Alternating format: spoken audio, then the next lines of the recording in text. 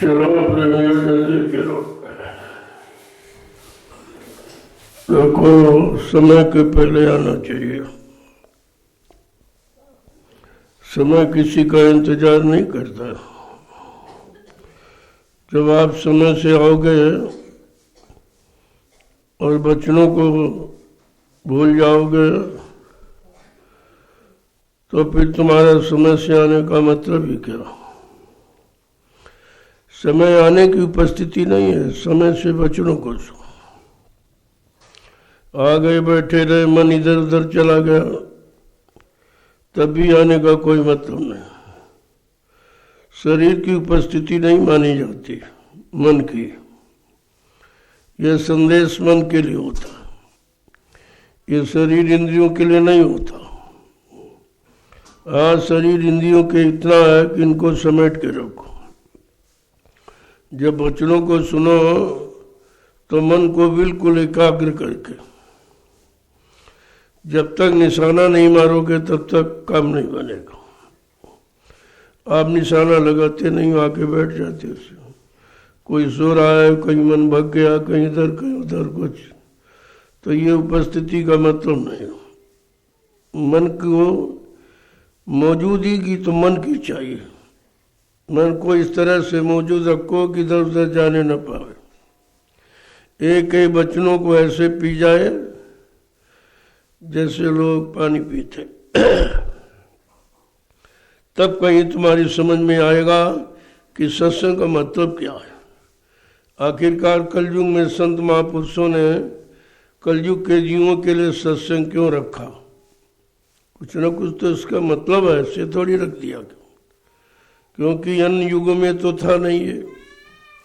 जब उन युगों में सत्संग नहीं था तब सत्य की जानकारी भी नहीं थी कि वास्तव में यहाँ सत्य क्या है।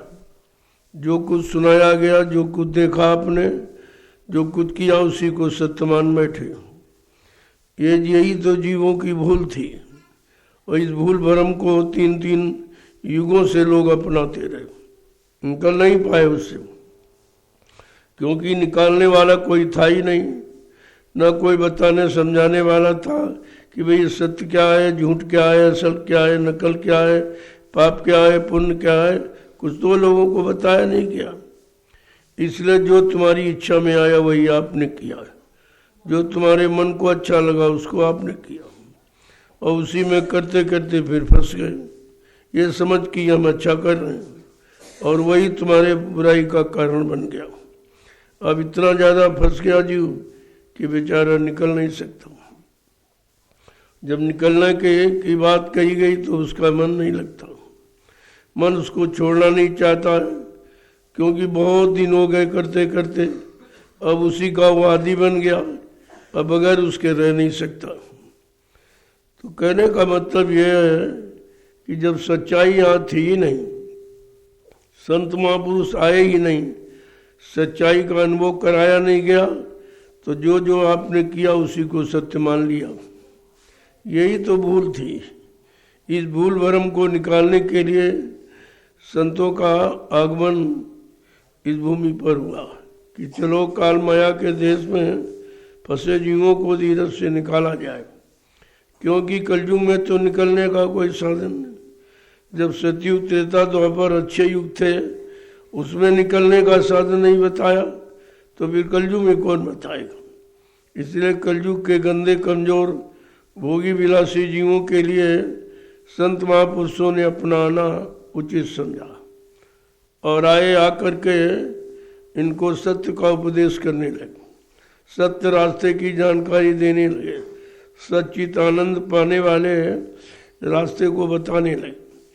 तो इतना समय निकल गया बताते बताते 750 वर्ष। अभी भी लोगों की समझ में नहीं आ रहा।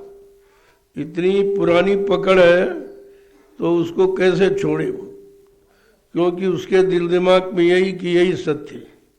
ये बहुत दिनों से कर रहे हैं और सभी कर रहे हैं, जो हमारे पहले आए वो भी यही कर रहे हैं। तो मतलब यानी ये माना रहे यही तो सत्य, अभी तो लोग कर रहे हैं। जब संत आए ही नहीं थे तो सत्य का रास्ता बताता कौन।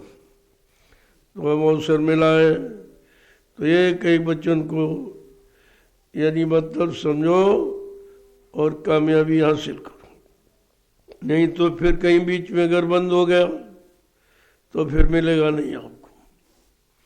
उन्होंने 1000 वर्षों का समय निर्धारित किया है कि 1000 वर्ष के लिए सतयुग लाया गया था। नहीं अभी तो नंबर ही नहीं था उसका। अभी तो 5500 वर्ष ही निकल पाए, मतलब अभी तो 1% भी नहीं कलयुग गुजरा और इतना बड़ा लंबा पड़ा। जब ये थोड़ा सा आया तब तो इतना खराब कर दिया, और पूरा आएगा तो कितना खराब हो जाएगा, फिर उस खराबी से जीव निकल ही नहीं पाएगा। इसलिए प्रारंभिक अवस्था में कलयुग की संत पधारे और कहा अभी तो धीरज से इसको निकाला जा सकता है। जैसे बच्चा है तो समझाया जा सकता, और जब वो बूढ़ा हो जाए तो क्या समझेगा, करने का समय भी निकल जाएगा और समझने की बुद्धि भी यानी खराब हो जाएगी। इसी तरीके से कलयुग का भी थोड़ा समय निकला, 5500 वर्ष लगभग निकल पाए हैं, और बीच में ही संत आ गए और आवाज लगा दिया कि नहीं मतलब यानी इस कलयुग को भगाया जाएगा तो बहुत खराब है। अभी ये बच्चा है तो सबको खराब कर दिया, यानी बिगाड़ दिया, और अगर ये जवान हो जाएगा तब तो यहाँ किसी को रहने नहीं देगा। तो लाख दया कोमल चित संता, तब संतों के हृदय में दया उठी। उन्होंने अपना सत्यलोक मंडल छोड़कर इस मृतलोक मंडल में हम सब जीवात्माओं को काल माया के देश से निकालने के लिए आ गए कि सबसे खराब है, सबसे गंदा है, इससे निकलो और अपने घर की तरफ चलो। जय गुरुदेव, गुरुदेव, जय गुरुदेव, गुरुदेव, जय गुरुदेव, जय गुरुदेव। जय गुरुदेव नाम किसका, प्रभु का। जय गुरुदेव नाम किसका, प्रभु का। प्रभु का प्यारा नाम। जय गुरुदेव। समृद्ध दाता दयालु पूज्य स्वामी जी महाराज, आज के इस पावन पवित्र 88,000 ऋषियों की तपोभूमि नैमिषारण्य में प्रातःकालीन लघु सत्संग में सम्मिलित होने वाले समस्त सत्संगी प्रेमीजनों, जीव का बड़ा सौभाग्य होता है तब कहीं ये पावन पवित्र घड़ी संत महापुरुषों के वचनों के सुनने की मिलती। ये तो ऋषि मुनियों को वचन नहीं मिले, ये योगियों को, ब्रह्मचारियों को नहीं मिले, जिनको भगवान का अवतारी शक्तियों को भी ये वचन नहीं मिले। कलयुग का जीव कितना बड़ा भाग्यशाली है कि उसको संत महापुरुषों के वचन जो हर तरफ से बचने बचाने वाले हैं वो सुनने को सहज में मिल गए। उसके लिए कोई आपने प्रयत्न नहीं किया, आपने कोई त्याग तपस्या नहीं किया और फिर भी आपको मिल गए। जो ऋषि मुनियों ने हजारों वर्ष तपस्या की उनको नहीं मिले वचन, योगियों ने योग साधनाएं की तरह तरह की उनको भी नहीं मिले, ब्रह्मचारियों ने ब्रह्मचर्य का पालन किया फिर भी उनको भी नहीं मिले। और ये अवतारी शक्तियाँ देश समाज के सुधार के लिए आई, लेकिन अपने मन को उन्होंने भी नहीं सुधार पाया। ये अवसर उनको भी नहीं मिला जो अवसर आज कलयुग में जीवों को मिला हुआ। लेकिन क्यों जीव बेचारा अज्ञानी है, उसकी समझ में नहीं आ रहा, अहंकारी भी है, हठी भी है कि उसको अगर बताया जाए तो भी मानने को तैयार नहीं, सुनाया जाए सुनने को तैयार नहीं है, तो करने की बात तो बहुत दूर हो गई। जब वो सुन नहीं सकता है, सुनने की क्षमता नहीं है, शक्ति सामर्थ्य नहीं है, तो फिर करेगा क्या? और जब तक करेगा नहीं तब तक समझ में नहीं आएगा। जब करने लगेगा तब उसको ये महसूस होगा कि मैंने आज तक जो भी किया सब गलत ही किया, सब बुरा ही किया, सब पाप ही किया, क्योंकि पुण्य का सच्चा रास्ता नहीं था। पुण्य मन इंद्रियों से नहीं होता, पुण्य आत्मा से होता है। और आत्मा का पुण्य है नाम की कमाई, क्योंकि आत्मा पाक साफ निर्मल पवित्र है, वही ये सच्चा पुण्य कर सकती। पुण्य आत्मा, इसीलिए उसको कहा गया कि आत्मा से ही पुण्य होता है और मन बुद्धि चित्त से शुभ होता है, लेकिन पुण्य नहीं होता।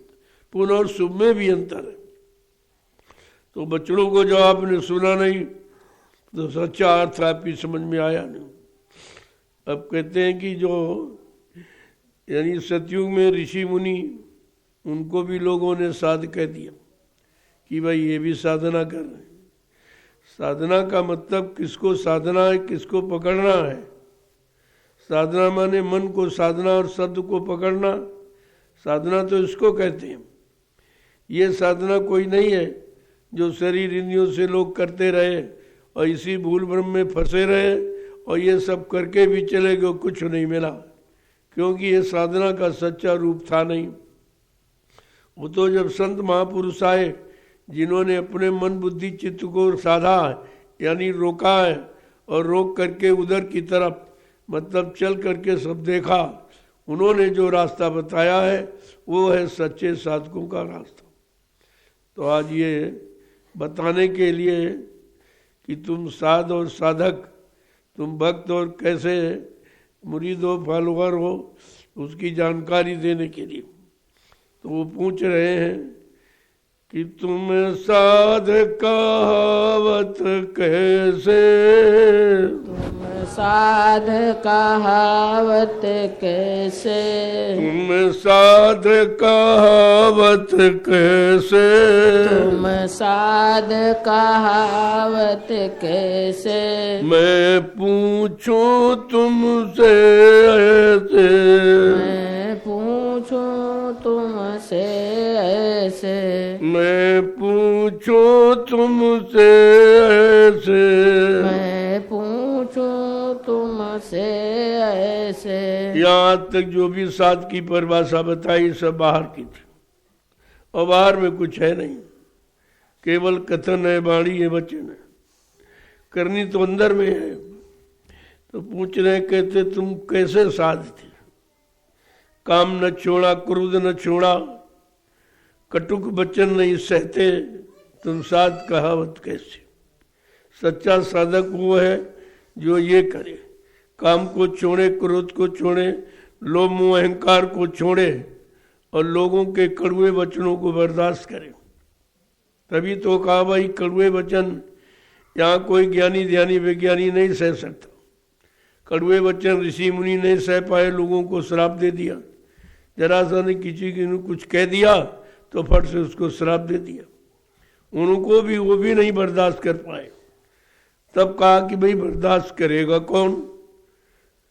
कहा उस घाम उस धरती सहे और सहे बन रहा है, और कटुक वचन साधु सहे और सहे न जाए। जैसे ये धरती ही धूप को, गर्मी, बरसात, ओला पाला, तुषार, तूफान सबको बर्दाश्त कर सकती है और यहाँ कोई नहीं कर सकता। उसी तरह से जिसने मन बुद्धि चित्त को पाक साफ निर्मल पवित्र करके अपने कंट्रोल नियंत्रण में कर लिया, वो साधु, वो साधक जिसने तन मन वचन इंद्रियों को साध लिया है, वो कड़वे वचन को बर्दाश्त कर सकता, क्योंकि उसकी दृष्टि में कड़वा मीठा कुछ नहीं। जो है ये कहते हैं सब झूठा है। ये सब मनमुखी है लोग, मन के आवेश में आकर के फंस गए और अच्छा बुरा यहाँ कहने लगे। लेकिन जो समझदार है, जिसने समझ लिया है काम को, क्रोध को, लोभ को, मुंह को, अहंकार, ईर्ष्या, राग, द्वेष को जिसने अपने बस में कर लिया, कंट्रोल नियंत्रण में, उन कड़वे मीठे वचनों पर ध्यान ही नहीं देता कि ये सब झूठे। यहाँ कड़वा भी झूठा और मीठा, मीठा है फंसाने वाला और कड़वा उकसाने वाला। तरह तरह के अंदर में उत्तेजना पैदा करने वाला कड़वे वचन है। तो क्या कह रहे हैं कि तुम साध कहावत कैसे, तुम साध कहावत कैसे, मैं पूछूं तुमसे ऐसे, मैं पूछूं तुमसे ऐसे, मान न छोड़ा क्रोध न छोड़ा, मान न छोड़ा क्रोध न छोड़ा, मान न छोड़ा क्रोध न छोड़ा, न छोड़ा क्रोध न छोड़ा, कटु कुटिल वचन सह कैसे, वचन नहीं सहते, कुटिल वचन नहीं सहते, कुटिल वचन नहीं सहते, तुम साध कहावत कैसे, तुम साध कहावत कैसे। कहते अभी आपने मान सम्मान नहीं छोड़ा, उसी के चक्कर में पड़े, वो हमारा मान नहीं कर रहा, हमारा अपमान कर दिया। यहाँ मान अपमान कुछ नहीं, क्योंकि मान अपमान तो जड़ का हो रहा, शरीर का। मन बुद्धि चित्त तो दिखाई नहीं देते, जब दिखाई नहीं देते मान अपमान उसका क्या कोई कर सकता। और दिखाई देता सामने शरीर का है, शरीर जड़ है, जड़ माने मुर्दा, क्या मुर्दे का कोई मान सम्मान होता? लेकिन इतनी छोटी बात लोग नहीं समझ। और इसी यानी मुर्दे शरीर के मान अपमान में फंस के रह गए। कह रहे हैं कि कुटिल वचन नहीं सहते, कोई अच्छा कहते कोई बुरा। अब वो कह रहा उसकी समझ में नहीं आ रहा, लेकिन तुम उससे ज्यादा ना समझो। उसने कह दिया, तुमने झगड़ा कर दिया कि ऐसा क्यों कह रहा हमको, ऐसा क्यों। इसने यानी उसके कहने की बात तुमने भी तो नहीं समझी कि वो कह रहा तो ज्ञान में कह रहा कि अज्ञान में कह रहा। अगर उसके पास ज्ञान हो और समझ हो अच्छे बुरे की तो कहे ही क्यों। लेकिन तुम उससे ज्यादा अज्ञानी है जो झगड़ा करने लगते हो। बड़ा कठिन है विषय, ये सरल नहीं इतना है। देखने सुनने में तो बहुत सरल है, लेकिन मन पर अगर मन से अपनाया जाए तो बड़ा कठिन है, क्योंकि मन मान सम्मान में फंसा हुआ। ये अपमान तो सहता ही नहीं है, अपमान सुन नहीं सकता तो सहने की बात तो बहुत दूर है। किसी ने कुछ कह दिया केवल वाणी से, उससे आपका क्या कहने में क्या नुकसान हो गया। लेकिन जब कहने वाला अपमान नहीं बर्दाश्त कर सकता, जो वो करेगा वो कैसे अपमान होगा। तो कहते हैं वो साधु नहीं है, वो अभी भक्त नहीं है, अभी उसके अंदर से कोई अभाव नहीं निकल पाया। ये भाव नहीं अभाव है कि आपका निकल ही नहीं पाया। का नमान के चक्कर में, सम्मान के चक्कर में, पूजा के चक्कर में, मतलब यानी इसी समय फिर सब समय निकल गया और न कुछ आपको मिला और न कुछ आपने खोया। आगे क्या कहना कि कोमल चीतन कोमल बोली, कोमल चेतन कोमल बोली, कोमल चीतन कोमल बोली, कोमल चेतन कोमल बोली, दया भाव नहीं सहते, दया भाव नहीं सहते, तुम साध कहावत कहते, तुम साध कहावत कैसे, मैं पूछूं तुमसे ऐसे, मैं पूछूं तुमसे ऐसे। का चित्त में कोमलता नहीं, एकदम कठोरता, कि उसने अगर एक गाली दी तो तुम 4 देते हो और कहते हो हम समझा रहे हैं। तुम समझा रहे हो कि 4 गुना खराब हो रहे हो। अरे जब उसने एक बुरा शब्द कहा तो तुम्हें बर्दाश्त नहीं होता, और तुम अगर बदले में 10 बुरे शब्द को, क्या उसको बर्दाश्त हुआ? जब तुम्हें नहीं बर्दाश्त हुआ तो उसे कैसे बर्दाश्त? कला तुम्हारा चित्त तो कोमल नहीं है, एकदम कठोर है। कैसे समझा रहे एक एक चीज को, और बोली भाषा इतनी कड़वी जो मार से ज्यादा, इतना कड़वा बोलती यार। तो ये बताओ, जब को चित्त कोमल नहीं है, वाणी आपकी मीठी नहीं है, तो कह रहे कि दया भाव नहीं लेश मात्र भी तुम्हारे अंदर दया और भाव नहीं। जब दया नहीं है तो दयालु को कैसे पहचानोगे? दयालु के दयाल वचनों को कैसे जानोगे आप कि दया तुम्हारे में है ही नहीं? ये किस तरह से पूछ रहे हैं, और पूछ क्या रहे, ये सब है अंदर में। वो एहसास करा रहे भाई ये तुम्हारे अंदर है कि नहीं। अगर ये है तो अभी तुम साध नहीं हो, अभी तुम भक्त नहीं हो, अभी तुम कुछ भी कहलाने के अधिकारी नहीं हो। और अपने आप को झूठा कहलाने के चक्कर में हमको लोग साध कहें, हमको जब लोग नहीं कहे तो अपना लिखने लगे। कोई संत लिख रहा, कोई सदगुरु लिख रहा, कोई भगवान सरकार, कोई महाराज लिख रहा। अरे ये लिखवाने का विषय है कि अपने अंदर उतारने का विषय? आगे क्या कह रहे हैं, आप पूजावत काहू न पूजत, आप पूजावत काहू न पूजत, आप पूजावत काहू न पूजत, आप पूजावत काहू न पूजत, मांग मांग धन जोड़त पैसे, मांग मांग धन जोड़त पैसे, मांग मांग धन जोड़त पैसे, मांग मांग धन जोड़त पैसे, तुम साध कहावत कैसे, तुम साध कहावत कैसे, मैं पूछूं तुमसे ऐसे, पूछो तुमसे ऐसे। कहते अपनी पूजा कराने के चक्कर में। और जब दूसरे की तुम अपनी पूजा कराते हो, दूसरे की नहीं करोगे तो तुम्हारी कौन करेगा? कर भला तो हो भला, और कर बुरा तो हो बुरा। ये यहाँ का नियम है। तुम किसी के साथ भला करोगे तो मालिक तुम्हारे साथ भला करेगा, क्योंकि जीव मालिक का है। जब मालिक के जीवों के साथ आप भलाई करोगे तो मालिक तुम्हारे साथ भलाई करे। ये नियम है।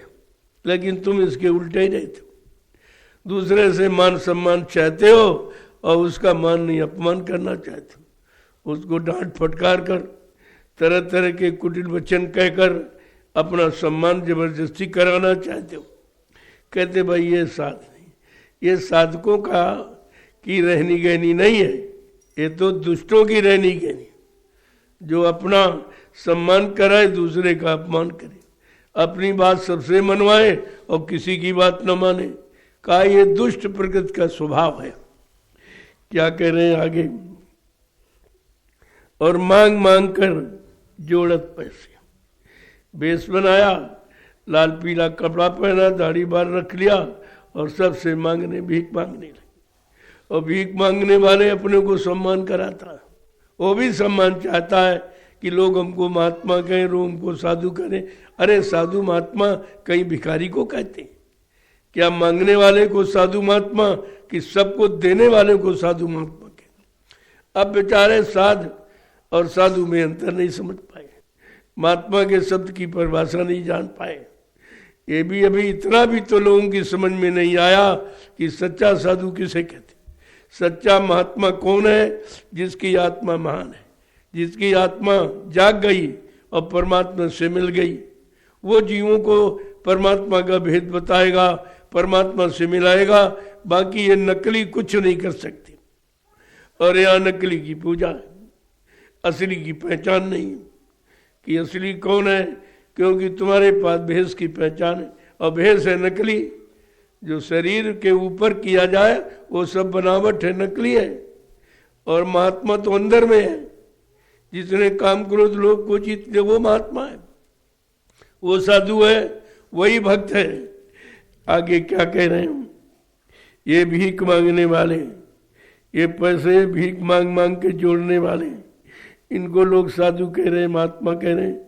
ना बेचारे इनको मालूम है और न उनको मालूम, दोनों। तभी तो लिखा गुरु अंध बधिर कर लिखा, और एक नहीं सुने एक नहीं देखा। कहा कि अंधा गुरु और बहरा चेला तो हुए नरक में ठेली में ठेला। कि गुरु ने आत्मा की आंख खोली नहीं, और आत्मा की आंख से परमात्मा का दर्शन होता, इन दो आंखों से तो दर्शन हो नहीं सकता। ये तो संसार के और संसार के भोग सामान को देखने की मिली है। तभी तो साधना के वक्त में आंख कान बंद कराए जाते कि तुम्हारे यानी उस बाधक में यही बाधक डालते, यही आंख और कान का देखा सुना यही बाधा डालता है। और इसको अगर देखते रहोगे तो साधना नहीं होगी। इसलिए साधना के वक्त महापुरुषों ने कहा रे भाई इन नकली आंखों कानों को बंद करो। जो भी आपने बाहर काल माया के देश में जो इन आंखों से देखा और इन कानों से सुना, और उसी में तुम फंसे पड़े हो, क्योंकि तुमने उसी में निर्णय ले लिया कि यही ठीक है, यही सत्य है और सब करते, हमको भी करना चाहिए। तो धीरे धीरे सब उसी में फंस गए, सब उसी में फंस गए। पिता जिस काम में फंसा था उसी काम में बेटे को फंस दिया, माँ जिस काम में फंसी थी उसी काम में बेटी को फंस दिया। ये तो दोनों ही सब फंसे। इनको फंसना मालूम कहाँ है, इनको निकलना मालूम कहाँ है। इसी फंसने को अपना कर्म कर्तव्य समझते कि हमारे जीवन का यही कर्तव्य, हमारा सच्चा धर्म यही है, हमारा सच्चा कर्म यही है। जब धर्म और कर्म को बताने सिखाने वाले आए ही नहीं, उनको संत महापुरुष कहते हैं। वो असली मानव धर्म को जानते हैं, असली मानव कर्म जो अंदर में है उसे वो बताते हैं। ये बाहर वाले सब इंद्रियों वाले हैं, सब फंस गए बेचारे। जो वो फंसे थे उसी में सबको फंस दिया। और कह रहे हमारा कर्तव्य है, तुम्हारा कर्तव्य फंसाने का है कि निकालने का है। तो आगे क्या कह रहे हैं समझा के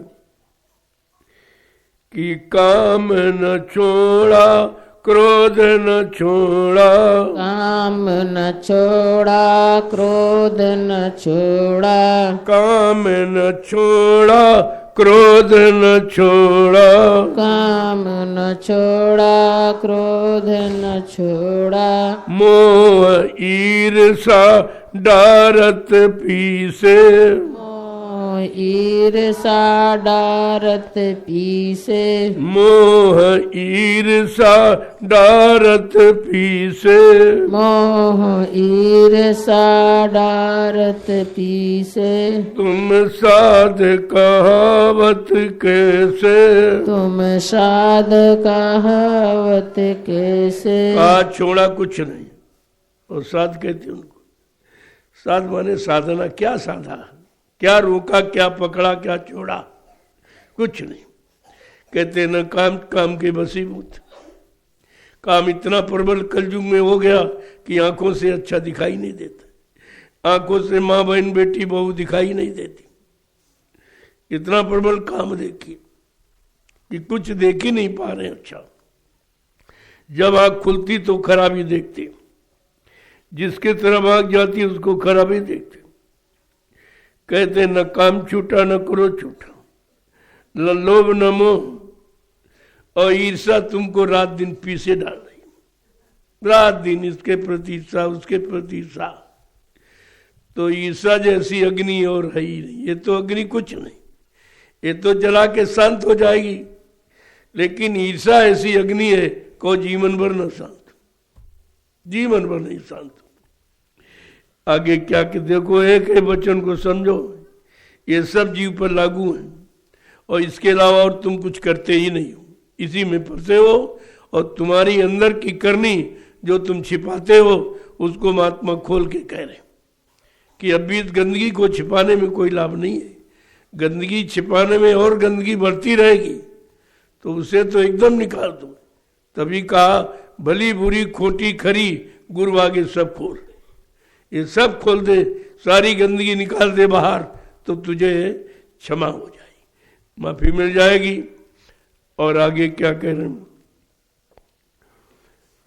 कि भजन भक्ति अभ्यास न करते, भजन भक्ति अभ्यास न करते, भजन भक्ति अभ्यास न करते, भजन भक्ति अभ्यास न करते, कभी न छूटो तुम इस जम से, कभी न छूटो तुम इस जम से, कभी न छूटो तुम इस जम से, कभी न छूटो तुम इस जम से, तुम साध कहावत कैसे, तुम साध कहावत कैसे। अब अपने पर लागू करो, अपने में झांको कि ये अवगुण सब भरे हैं कि नहीं। जब इस तरह के अवगुण हैं तो आपको साध कैसे कहा जाए। और जो लोग झूठा कहते हैं, न कहने वाला जानता है और जिसके अंदर भरे वो भी नहीं जान पा रहा कि हमारे अंदर सारे अवगुण, सारे दोष, सारे कर्म खराबी भरे हैं। और हम लोगों से अपने आप को अच्छा कहलाना चाहते, अपने को भक्त कहलाना चाहते, जबकि भक्त का एक अंश भी नहीं है। और बुरा कोई कह दे तो नाराज हो जाते, जबकि आपको ये सहना चाहिए कि अगर ये बुरा कह रहा है तो इसको दिखाई दे रहा होगा, हमारे में कोई बुरा, कोई अवगुण, कोई पाप दिखाई दे रहा, तभी तो ये कह रहा। तो अपने में सुधार करना चाहिए और सुधार न करके उससे ईर्ष्या राग करते कि हमको ऐसा क्यों कह रहा, हमको ऐसा क्यों कह रहा। अरे वो ठीक कह रहा, वो तुम्हारे अवगुण को निकालना चाहता, लेकिन तुम उसको बुरा समझ रहे हो। कैसी उल्टी रहनी गहनी जीव की। तो ऐसे तो जीव बेचारा कभी नहीं निकल पाएगा।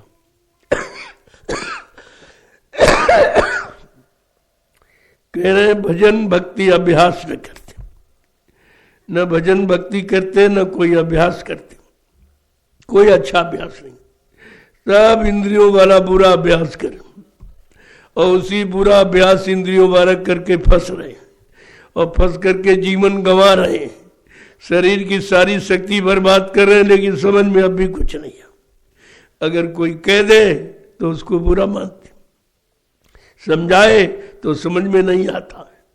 तो ये कलयुग का जीव तो कभी नहीं जा पाएगा, क्योंकि ये समझने को एक तो इसके अंदर कोई अच्छाइयां है नहीं और दूसरा कोई अच्छा कहे तो मानता नहीं, झगड़ा करता हूं। अगर वो तुम्हारी बुराई को निकालना चाहते तो तुम झगड़ा करते हो, ऐसा क्यों हमारे लिए कह रहा। अरे भाई कांटा निकालने से निकलेगा, ऐसे छोड़ दो, कहते रहो कोई कांटा नहीं लगा तो और तकलीफ तुमको देगा, तकलीफ तो तुम्ही को देगा। लेकिन मारे संकोच बस तुम बुराई को सह नहीं पा रहे हो, बुराई को निकलने नहीं दे रहे हो। तुम तो निकाल सकते नहीं हो, समझ देख सकते नहीं हो। अगर कोई देख के कह रहा है तो उससे ईर्ष्या रखते हो, उससे झगड़ा करते हो, लड़ाई करते हो। तो ये तो जीव तो कभी नहीं ठीक हो पाए। आगे क्या कह रहे हो कि घर छोड़ा उद्यम पुनि छोड़ा, घर छोड़ा उद्यम पुनि छोड़ा, घर छोड़ा उद्यम पुनि छोड़ा, घर छोड़ा उद्यम पुनि छोड़ा। मेहनत कोई न करते, कोई न करते, मेहनत कोई न करते, मेहनत कोई न करते, तुम साध कहावत कैसे, तुम साध कहावत कैसे। देखो सबका सब तरह का आंतरिक राज को खोल के कह रहे कि इस समय यही सबके अंदर भरा पड़ा है कि घर को छोड़ दिया, घर में तकलीफ पाई, बाल बच्चे ज्यादा हो गए, अब वो पालन पोषण करना मुश्किल है, तो स्वयं यही निर्णय लिया इससे घर छोड़ के साधु बन जाओ। भाग गए घर से। कहते घर छोड़ा पुण्य उद्यम छोड़ा, जो कमा खा रहे थे वो भी छोड़ दिया। ये सब करके कहते कि कोई मेहनत नहीं करना चाहते, मांग मांग के रोटी खाया, मांग के कपड़े पहने, मांग के खर्चा लिया, तो इतना तुमने मांग लिया ये कर्जा लद गया। और वो कर्जा नहीं समझ रहा, वो समझ रहा ये मेरा धर्म है, मुझे इनसे मांगने लेने का धर्म समझ रहा। अगर ये सब दुनिया में सब यही करने लगे तो फिर देने वाला कौन होगा? सब अगर भिखारी बन जाए तो फिर देने वाला कौन होगा जो देगा? कहने का मतलब अब बेचारा ये कर्जा लाद रहा है, कितने जन्म पहले लाद के आया और मानव जीवन उतारने के लिए मिला, और उसमें भी तरह तरह के कर्जे लाद रहा कि घर को छोड़ के भाग गया। अरे तुम छोड़ ही क्या सकते हो? क्या छोड़ सकते? घर से भगोगे तो कहीं ना कहीं तो आश्रय बनाओगी, कोई उपड़ी झोपड़ी किसी के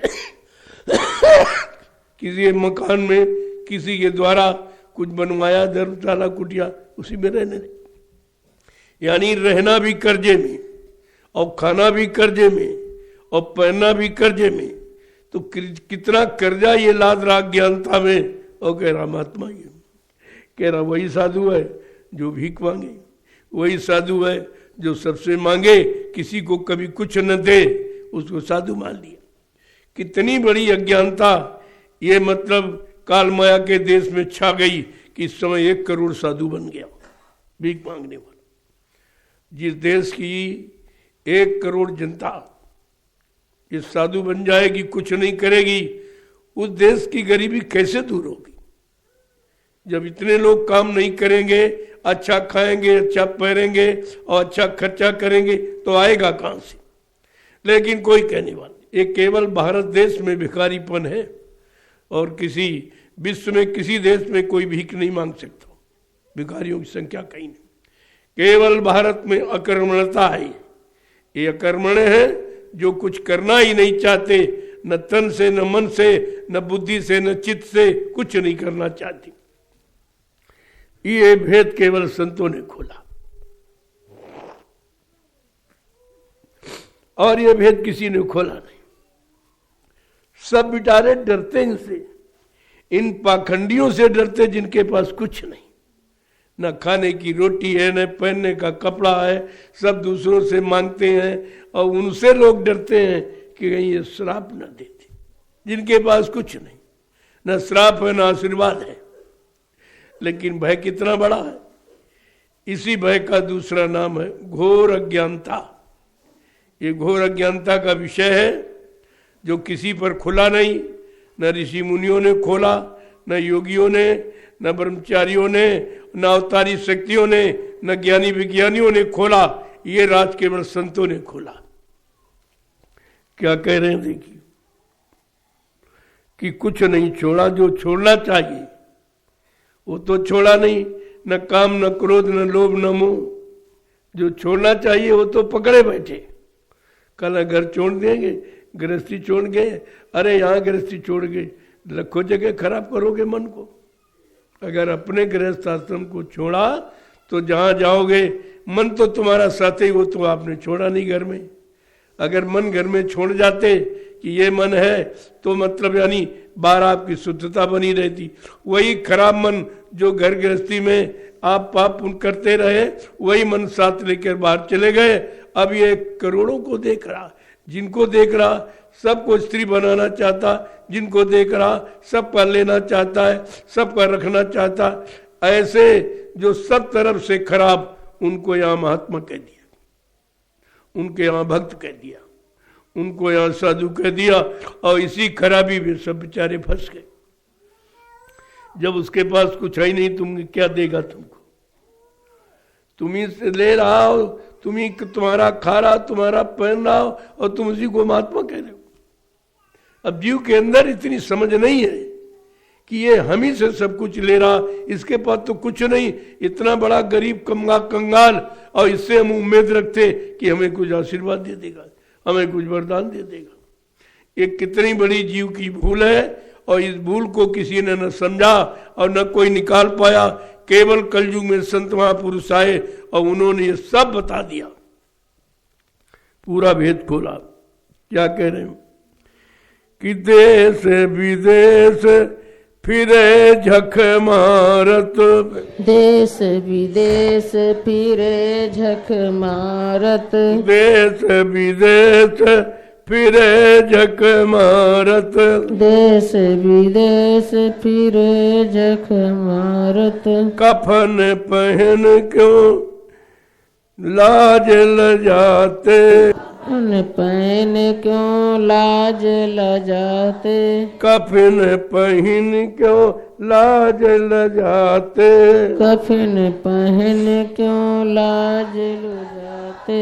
तुम साध कहावत कैसे, मैं साध कहावत कैसे। बात तुम्हारे पैसे से देश विदेश भ्रमण करना, सरकार का नुकसान बिना टिकट चले, देखो सब अनर्गल कार्य, सब राष्ट्र हित में नहीं, समाज हित में नहीं, देश हित में नहीं, परिवार हित में नहीं।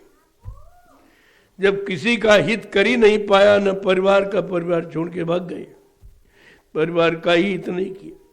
जहां से हित की शुरुआत है, परिवार का हित नहीं किया, परिवार छोड़कर भाग गए। कहा देश विदेश का भ्रमण करते बिना टिकट, कहते हम साधु हैं। अरे साधु हो तो देश समाज का कल्याण करने के लिए साधु बने कि देश समाज का नुकसान करने के लिए साधु बने? वो भी नहीं समझ पा रहा है, भी नहीं समझ पा। उन्हीं को छूट दी जा रही जो राष्ट्रीय संपत्ति का दुरुपयोग करते।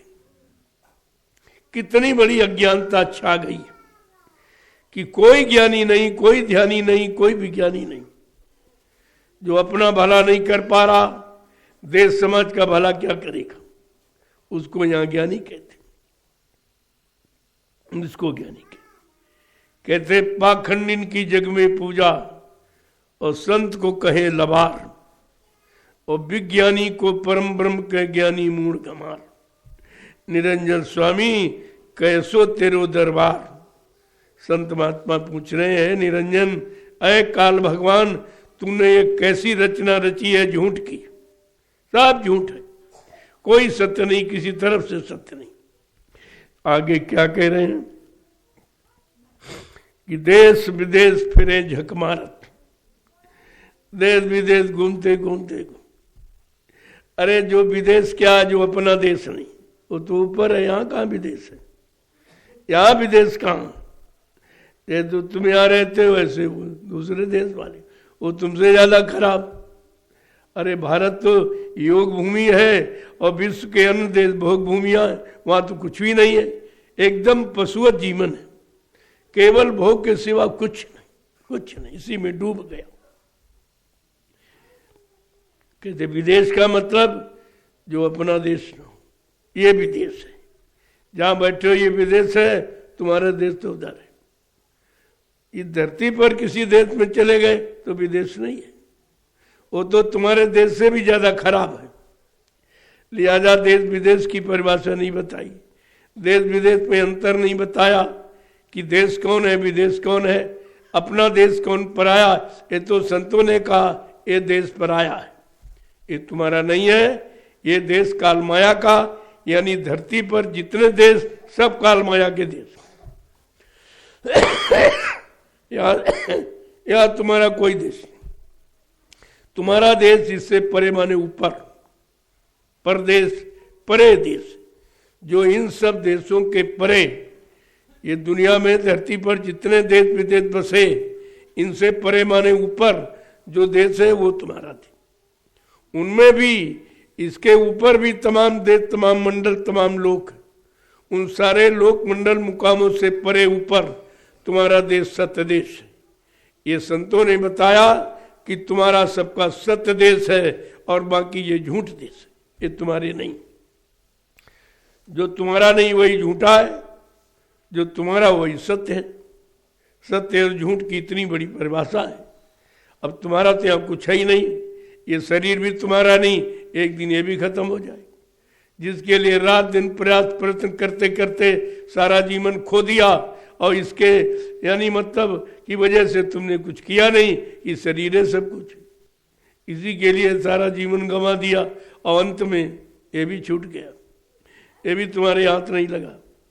जिसके लिए सब कुछ किया वो भी तुम्हारे हाथ नहीं लगा, और जिसको सब कुछ दिया और खिलाया पिलाया सजाया पहनाया और वो भी तुम्हारा साथ नहीं दिया, तो ये सोचो तुम्हारा है क्या। इस पर अभी तक किसी ने विचार नहीं किया। जब ऋषि मुनि नहीं विचार कर पाए तो तुम कहां से विचार करोगे इस पर। तुम्हारे अंदर तो कुविचार ही भरा है, तुम सत विचार और यानी शुद्ध विचार कैसे करोगे। बगैर शुद्ध इसीलिए का विचार कहां से पैदा होते, कल आहार से। जब तक तुम्हारा आहार यानी भोजन अच्छा नहीं होगा, आपके अंदर विचार अच्छे कभी नहीं आएंगे। तब महापुरुषों ने यानी मूल आधार पकड़ा कि अगर व्यक्ति अगर शाकाहारी हो जाए तो इसके अंदर शुद्ध विचारों का की शुरुआत हो जाएगी। इसके पहले शुरुआत भी नहीं होगी, तब आपको शाकाहारी बनने की सलाह दी जा रही। आगे क्या कह रहे हैं,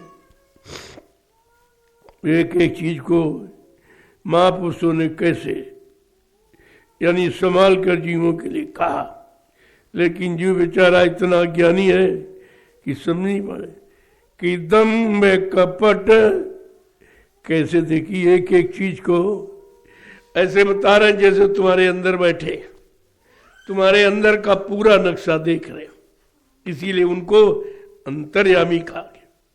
अंतर माने तुम्हारे अंतर घट का जो सारा भेद 24 घंटे देख रहा है। फिर आप अपनी खराबी को, बुराइयों को, पापों को कैसे छिपा सकते हो, जो सब देख रहा, लेकिन फिर भी आपसे कहता नहीं। कहने से थोड़ी निकल जाए। वो तो आपको शुद्ध पाक साफ निर्मल पवित्र बनाए तो धीरे धीरे निकालने आए। जो निकालने का काम का करता वो बताने का काम नहीं करता। बताने से तुम कभी निकाल ही नहीं पाओ। वो स्वतः कोई न कोई व्यवस्था, कोई न कोई योजना, भूमिका आपके इन दूषित कर्मों को निकालने की बना देगी, और धीरे धीरे उसी व्यवस्था के राह पर निकाल देंगे। कि दम्भ कपट छल हृदय बसता,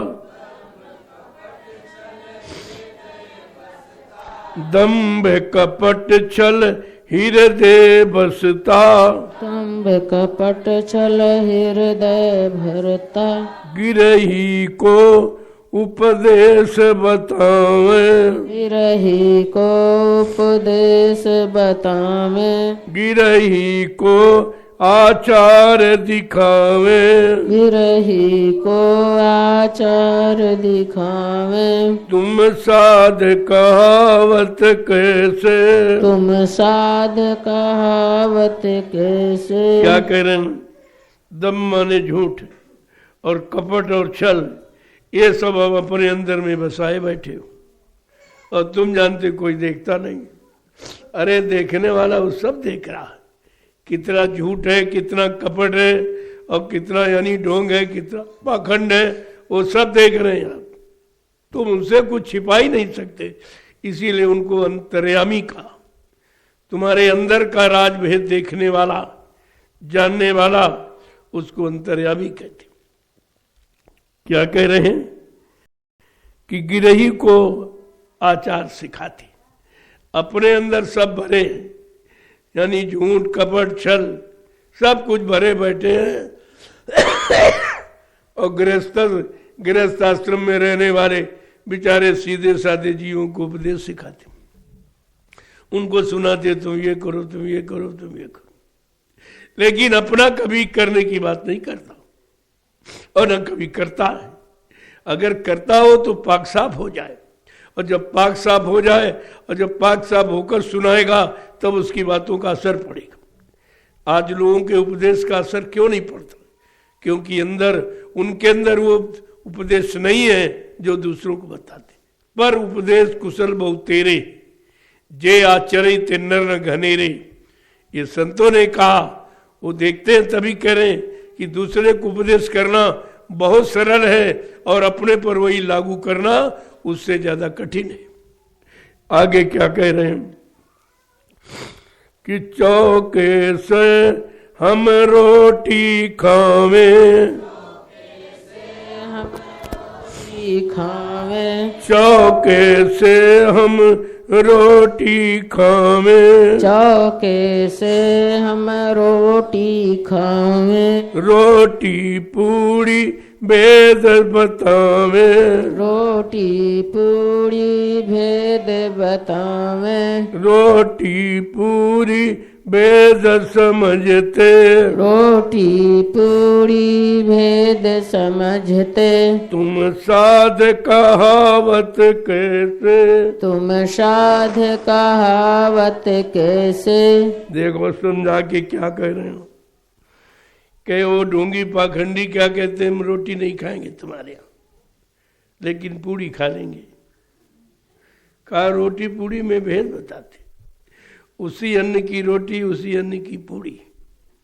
रोटी जबकि अग्नि से पूरा संबंध करके कहीं कोई बर्तन छू लेता तो आग दिखा दो कि साफ शुद्ध हो जाता, और रोटी तो बिल्कुल शुद्ध है जिसने आग देखी है। और पूड़ी ने तो आग देखी ही नहीं, वो तो तेल में ऊपर तैरती रहती। जिसने अग्नि नहीं देखी कहते वो शुद्ध है, और रोटी ने अग्नि देखी, अग्नि में तपाई गई मतलब यानी शुद्ध हो गई, उसको कहते ये शुद्ध नहीं है।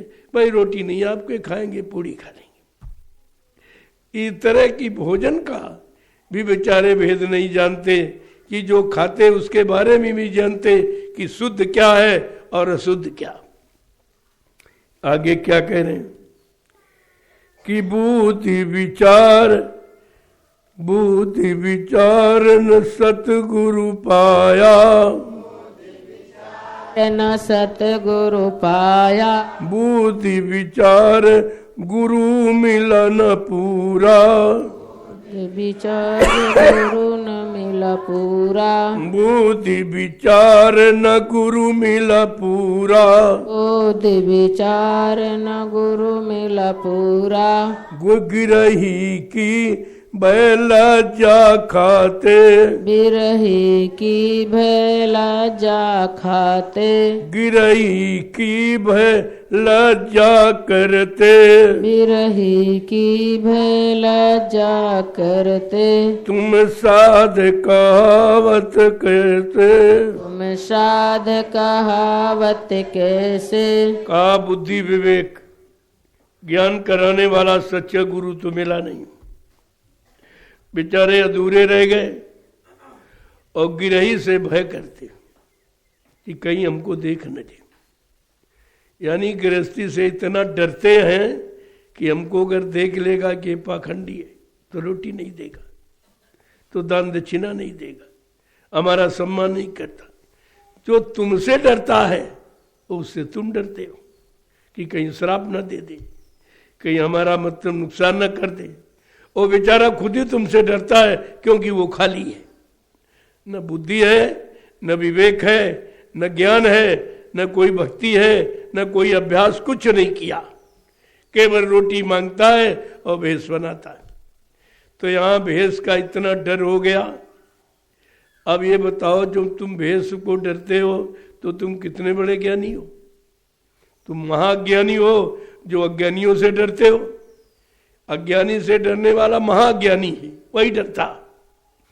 एक एक भेग अंदर की बात को कैसे खोल रहे हैं जो आज समाज के अंदर भरी पड़ी है, और इसे किसी ने निकाला ही नहीं।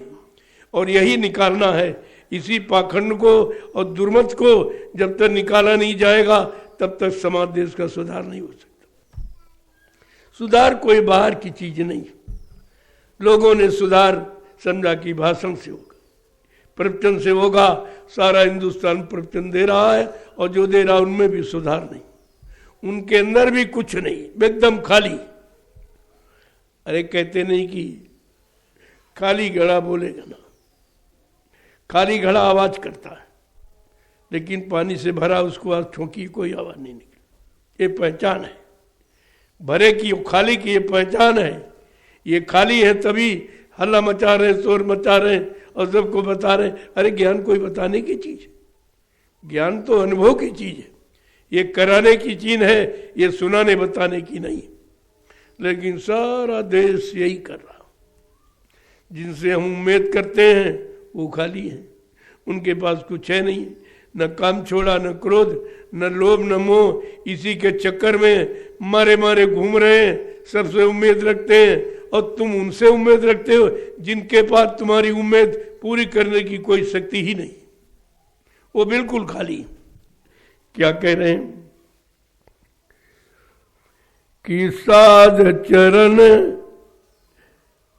अट सर से उत्तम, साध चरण सर से उत्तम, साध चरण 68 से उत्तम, साध चरण 68 से उत्तम। भूमि पवित्र जहाँ पग धरते, भूमि पवित्र जहाँ पग धरते, भूमि पवित्र जहाँ पग धरते, भूमि पवित्र जहाँ पग धरते।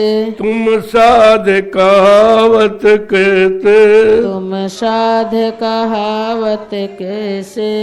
ऐसे मूर्खों से साध के चरम अति उत्तम है। जहां पड़ जाते उस भूमि को पवित्र कर देते। क्या कह रहे हैं? साध चरण 68 से उत्तम। ऐसे मूर्खों से साध के चरण उत्तम है, जो जहां पड़ जाते उस भूमि को पवित्र कर देते। इनको कहा 60 माने मूर्ख। इनसे तुम्हारा कोई भला नहीं होगा। ये अपना भला नहीं कर पा रहे, केवल भेष के सिवा और कुछ नहीं, कुछ नहीं। और भेष शरीर का होता है और ज्ञान आत्मा का होता है। ज्ञान और भेष में कितना अंतर है? कहा इस भेष में कोई ज्ञान नहीं है, इसमें कोई सुधार नहीं है, इसमें कोई अच्छाई नहीं है, इससे कुछ मिलने वाला नहीं। ये तो भेष है। भेष माने बनावट। आगे क्या कह रहे हैं कि तुम तो कर्म भरम में भटके, तुम तो कर्म भरम में अटके, तुम तो कर्म भरम में भटके, तुम तो कर्म भरम में भटके। साध नाम क्यों अपना धरते, साध नाम तुम अपना धरते, साध नाम क्यों अपना धरते, साध नाम क्यों अपना धरते।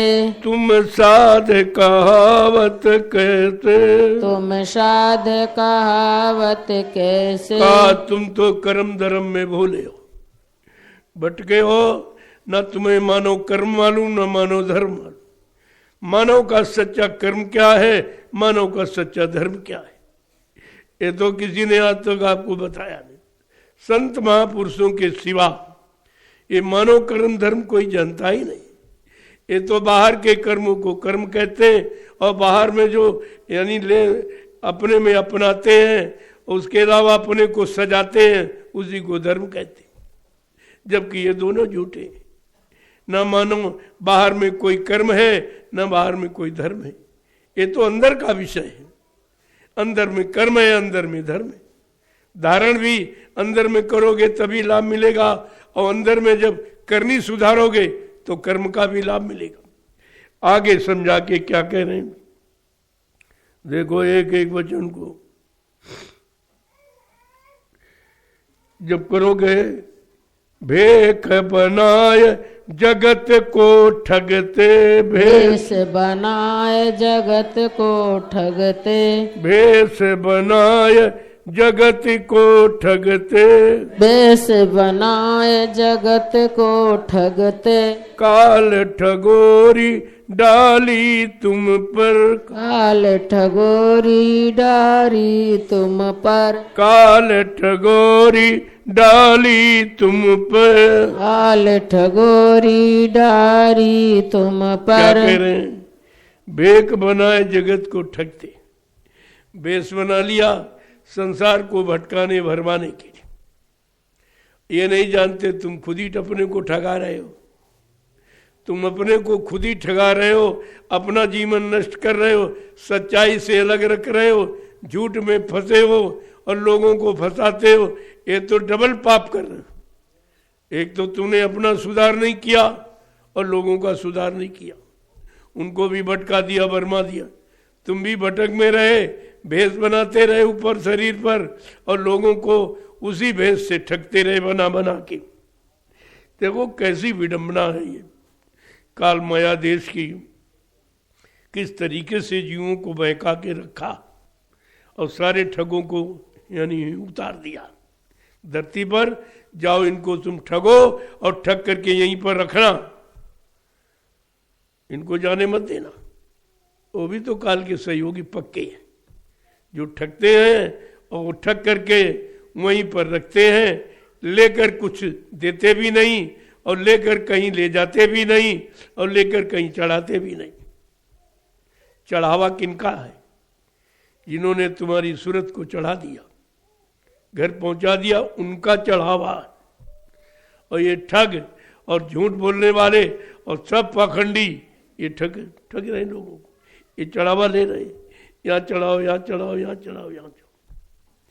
देखो किस तरह की व्यवस्था काल ने बना रखी है कि इससे कौन निकल पाएगा।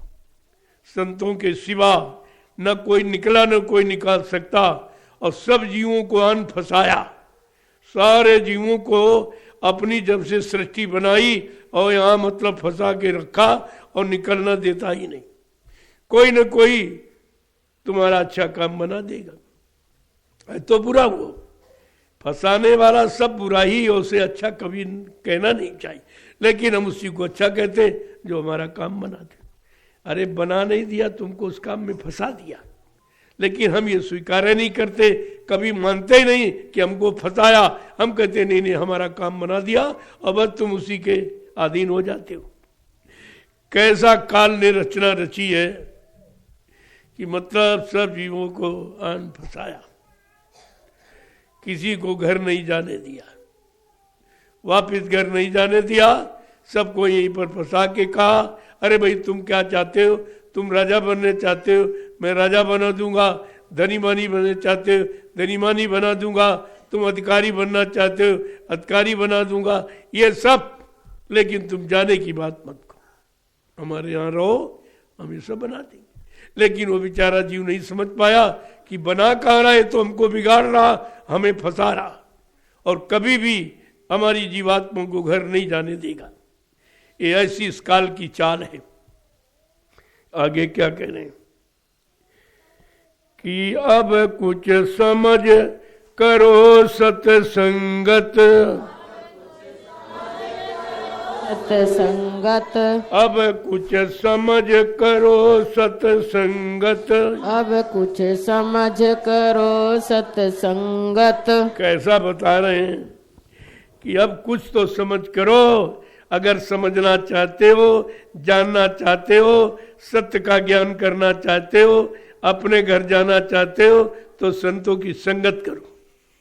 उनकी संगत से, काल की संगत से तुम निकल नहीं पाए, फंसे पड़े हो। अब जरा दयाल की संगत करके देखो क्या देते तुमको। क्या कह रहे हैं, एक एक चीज को महापुरुष किस तरह से जीवों के सामने रखते हैं कि अब कुछ समझ करो सत्संगत, अब कुछ समझ करो सत्संगत, ऐसे दरस करो तुम उनका, ऐसे दरस करो तुम उनका।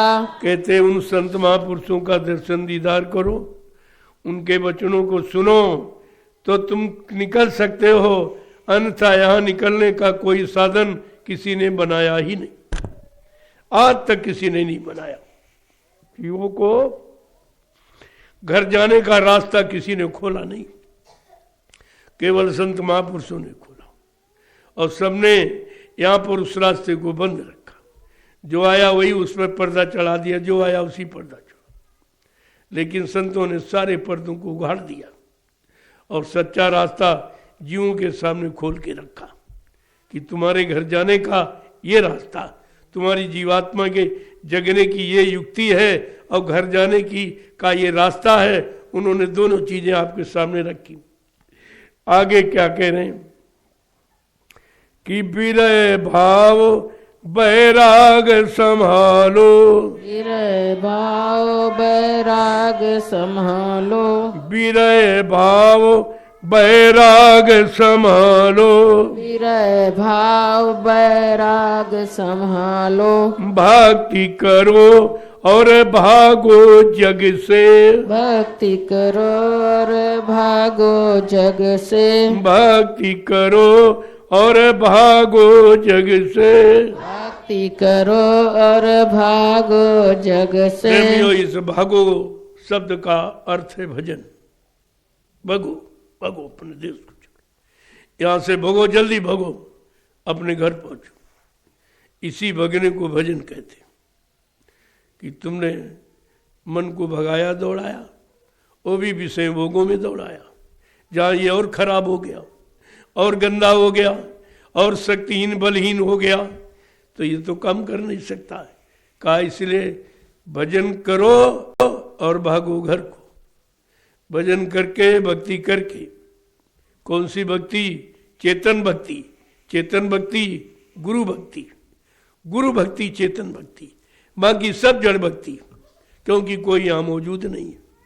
तुमने हरि भक्ति की, वो सतयुग की थी, और राम भक्ति की, वो त्रेता की थी, कृष्ण भक्ति की, वो द्वापर की थी, और कलयुग की गुरु भक्ति है।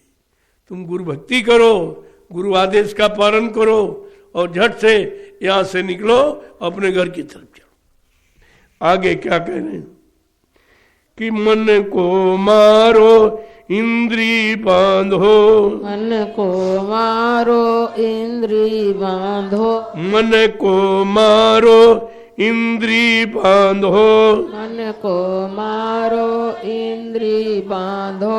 सुरति लगाओ शब्द अधर से, सुरति लगाओ शब्द अधर से, सुरति लगाओ शब्द अधर से। सुरति लगाओ शब्द अधर से। क्या करना? मन मारो तन जारो, इंद्री भोग विचारो, इतना काम करो तुम अब की, फिर आगे की सतगुर जानी। इतना काम आप, इसीलिए आपको लंगोटी का आदेश दिया कि मन मारो इंद्री बांधो। सारी गंदगी और सारे कुकर्म और सारे भोग और सारे पाप इंद्री से ही होते हैं। इसीलिए कलयुग में सीधा उपदेश है कि मन को मारो और इंद्री को बांधो, रोको इसको, तो धीरे धीरे अपने घर की तैयारी करो। नहीं तो सारी शक्ति ये इंद्री अगर खुली रही तो बहा देगी, और बहा ही रहे हो, उसी से तुम नष्ट हो रहे हो, उसी से बर्बाद हो रहे हो, उसी से खाली हो रहे हो, उसी से शक्तिहीन हो रहे हो। तो खोल करके महापुरुषों ने कलयुग के जीवों के सामने रखा। अगर उस इशारे में कहते तो ये समझ ही नहीं पाते, संकेत करते तो समझ नहीं पाता, तो सीधा कहना पड़ा कि मन मारो इंद्री बांधो, सुरत लगाओ शब्द से। अब तुम्हें लगाना क्या है? मन को इंद्री भोगों में नहीं लगाना, सुरत को शब्द में लगाना है। ये तुम्हारे घर जाने का रास्ता, क्योंकि शरीर का कोई अंग वो तो जला के यहां राख कर दिया जाएगा, इससे आपका कोई भला नहीं होगा। और तुम इस शरीर के अंगों में फंसे पड़े हो, और इनसे कोई काम होगा नहीं, ये खुद ही जला दिया जाएगा, और ये कोई अंग तुम्हारे साथ जाएगा नहीं, और तुम शरीर के इन्हीं अंगों में फंसकर सारा जीवन नष्ट बर्बाद किए दे रहे हो, क्योंकि आपको जानकारी नहीं है। एक तो आप जानते नहीं हो, कोई सही सच्ची अच्छी बात बताए तो तुम मानते नहीं। क्या कह रहे हैं, अगर कलयुग में अपनी जीवात्मा का उद्धार कल्याण जो करने का समय संतों ने दिया, अरे इसका लाभ प्राप्त करना चाहते हो तो मन को मारो और इंद्री को बांधो और सूरत को शब्द से लगाओ, अपने घर की तैयारी करो। आगे क्या कह रहे हैं देखो, और तब चित्त कोमल बुद्धि निर्मल, तब चित्त कोमल बुद्धि निर्मल, चित्त कोमल बुद्धि निर्मल, तब चित्त कोमल बुद्धि निर्मल, तब चित्त कोमल बुद्धि निर्मल, आप होय छूटो मन ठग से, आप होए छूटो मन ठग से, आप होय छूटे मन ठग से, आप होए छूटे मन ठग से। कहते जब मन को मारोगे, इंद्री को बांधोगे, तो तुम्हारा मन कोमल और शुद्ध पाक सा पवित्र हो जाएगा। तब तुम इस काल रूपी ठग से तुम्हारा छुटकारा होगा। न इस ठगिया ने किसी को बिना ठगे छोड़ा नहीं। ऋषियों को ठगा, मुनियों को ठगा, योगियों को ठगा, ब्रह्मचारियों को ठगा, अवतारी शक्तियों को ठगा, ज्ञानी विज्ञानियों को ठगा, तो तुम तो ठगे ठगाए हो, तुम तो सब तरफ से ठगे हो। तुम्हारे पास तो कुछ उसने रखा नहीं, सब ठग लिया, सब ले लिया। लेकिन अब अगर कलयुग में जो अवसर मिला है, इसका लाभ उठाना चाहते हो तो मन मारो, इंद्री बांधो और सूरत लगाओ शब्द से। लगाना यहाँ है, बांधना इसे है, और साफ इसे करना, मारना इसे। एक एक चीज को किस तरह से स्पष्ट करते हैं जो हमारे लाभ की है। यानी साधक कहने का सच्चा अर्थ ये है, जो संत महापुरुषों ने व्याख्या करके कहा, ये है सत्य। आगे क्या कह रहे हैं,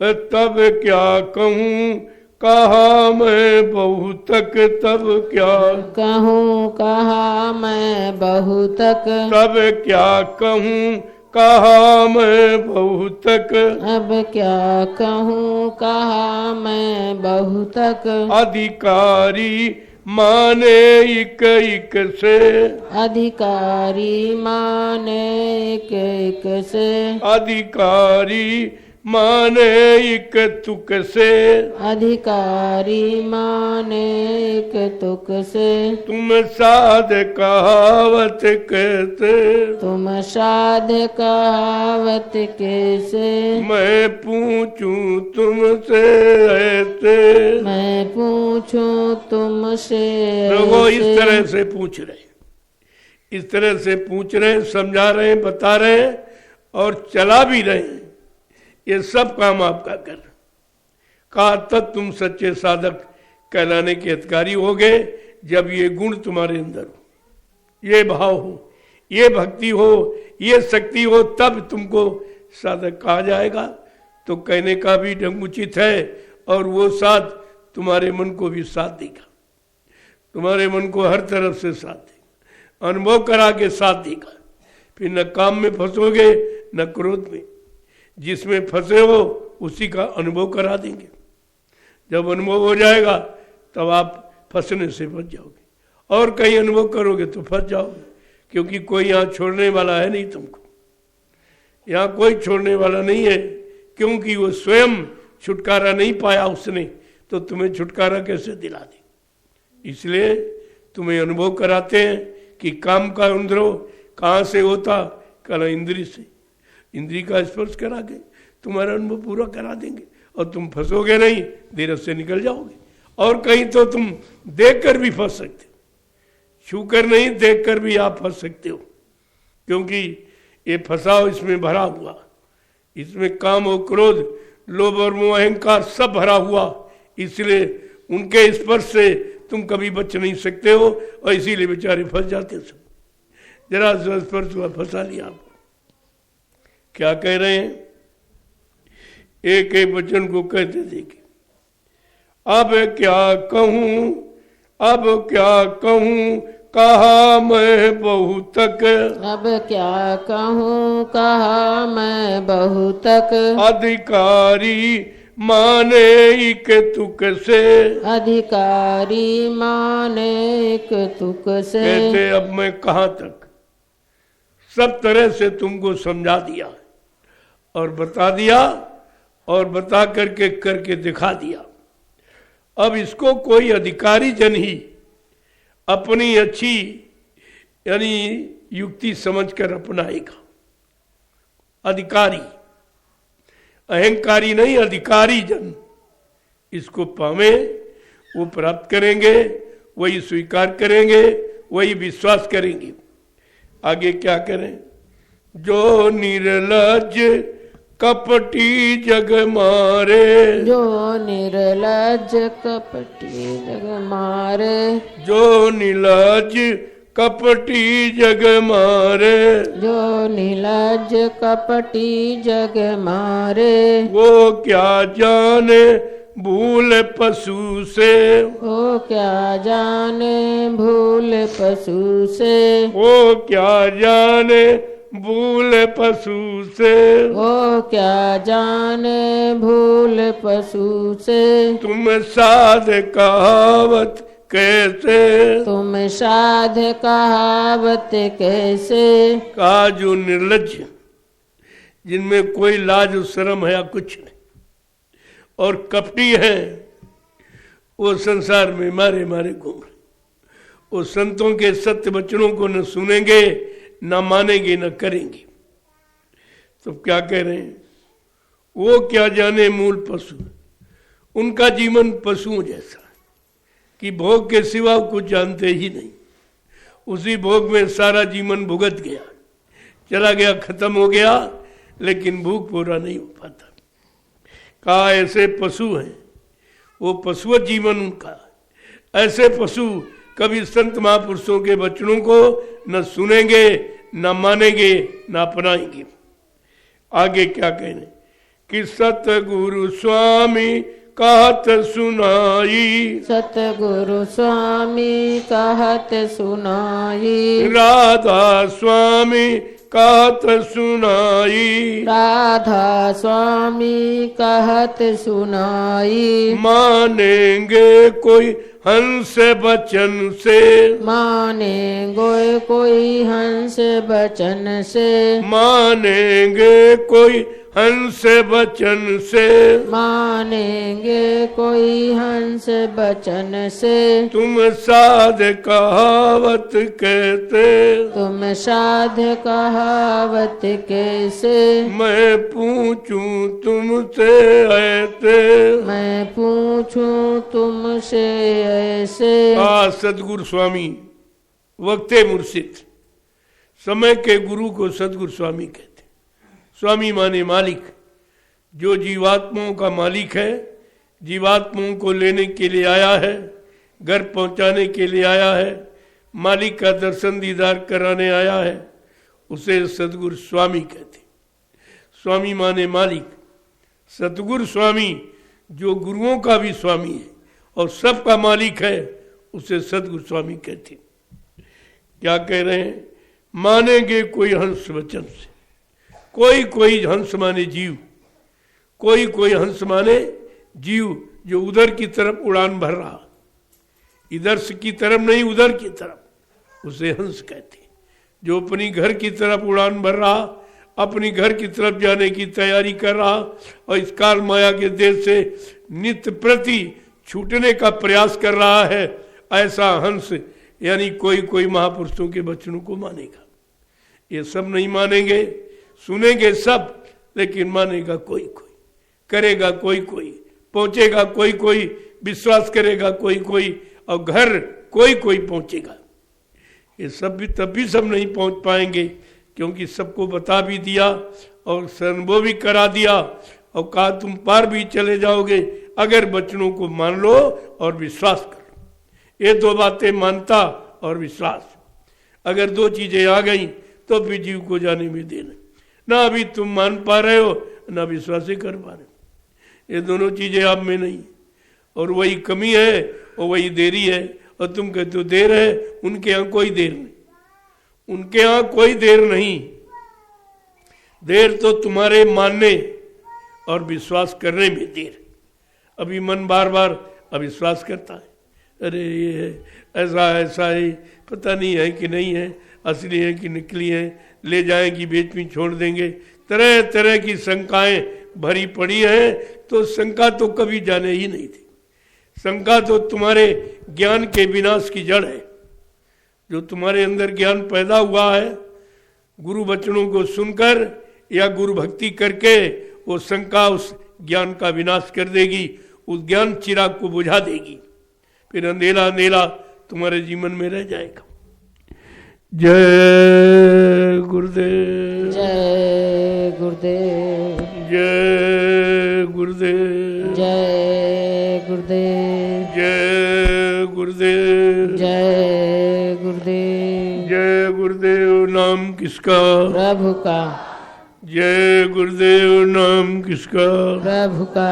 प्रभु का प्यारा नाम। जय गुरुदेव। अब आप लोग खड़े हो जाओ। देखो, खड़े का मतलब शरीर से नहीं तो जड़ है, ये तो खड़ा हो ही नहीं सकता, ये गिर जाएगा हमेशा के लिए, फिर कभी नहीं खड़ा होगा। अगर एक बार गिर गया फिर कभी खड़ा नहीं होगा। तो इसलिए इसे अच्छे सच्चे ईमानदार चरित्रवान समाज के निर्माण के लिए एक बार खड़ा कर लो। अब ये खड़ा होने का वक्त है, अब ये बैठने का वक्त नहीं। ये संतों का ज्ञान जो विशुद्ध विज्ञान है, जिसे विज्ञान ज्ञान सब पीछे बहुत है, ये विशुद्ध विज्ञान है संतों का। अगर इसे अपना लिया तो ये मानव जीवन कृतार्थ हो जाएगा, और नहीं तो इसी झूठ भरम निंदा आलोचना बुराई में सारा वक्त निकल जाएगा। फिर आपको सजा मिलेगी, क्योंकि तुमने ये मानो तैनी हमने निंदा आलोचना के लिए नहीं दिया, ईर्षा राग द्वेष के लिए नहीं दिया, काम क्रोध लोभ मोह अहंकार में फंसने के लिए नहीं दिया। इन सब से निकलकर पाक साफ निर्मल पवित्र हो जाओ, अपने घर की तैयारी करो, इसके लिए दिया था। लेकिन सब इसी में लगाए पड़े। तो अभी सत्संगी कहाँ कोई बन पाया? कहा गया था अभी सत्संगी बनाए जा रहे, और तुमने कहा सत्संगी हमारे गांव में इतने, हमारे तहसील ब्लॉक जिले में इतने, ये सब आप कहने लगे। कहा अच्छा, देखा जब भाई कितने हैं, और देखा गया तो एक भी नहीं निकला, सब भगोड़े निकले, भाग गए। सब गुरु को छोड़ के भाग गए, सब भगोड़े, कोई भी घर चलने वाला नहीं निकला। और तुम कहते थे सत्संगी सत्संगी, और जो कुछ बचे वो निंदा आलोचना बुराई में जुटे पड़े, अपने प्रेमियों की, अपने गुरबाइयों की बुराई में जुटे। इनसे जैसा नारकी पात की तो कोई नहीं, ये तो कभी नहीं निकल पाएंगे। लोग तो दुनिया की बुराई करते, दुनिया की लोगों की, और ये सत्संगी प्रेमियों की बुराई की। इनसे बड़ा दुर्भाग्यशाली कौन, इनसे बड़ा पापी कुकर्मी कौन है जो कभी निकल ही नहीं पाएगा। कितनी बार सत्संग में आपको सुनाया गया कि बच्चा जो सत्संगी की बुराई करे वो सत्संगी नहीं, जो गुरभाई की बुराई करे वो सत्संगी नहीं, जो टाट वाल की बुराई करे वो बिल्कुल ही सबसे नकली है। वो नकली टाटदारी, उसको सत्संगी मत मानना, धोखा हो जाएगा। ये सब कितनी बार सत्संगों में आपको सुनाया बताया गया। लेकिन जब गुरु को भूल गए हो तो गुरु वचन तुम्हारे में कैसे रहेंगे? गुरु वचनों का लाभ तुम कैसे प्राप्त कर सकोगे जब गुरु को भूल गए हो? ऐसे नारकी पात की जीव वो बेचारे कभी निकल नहीं पाएंगे। अभी पता नहीं कितने हजार जन्म उनको लेने पड़ेंगे। जय गुरुदेव, जय गुरुदेव, जय गुरुदेव। जय गुरुदेव। नाम किसका?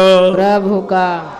प्रभु का प्यारा नाम। जय गुरुदेव। जोर से बोलो, जय गुरुदेव।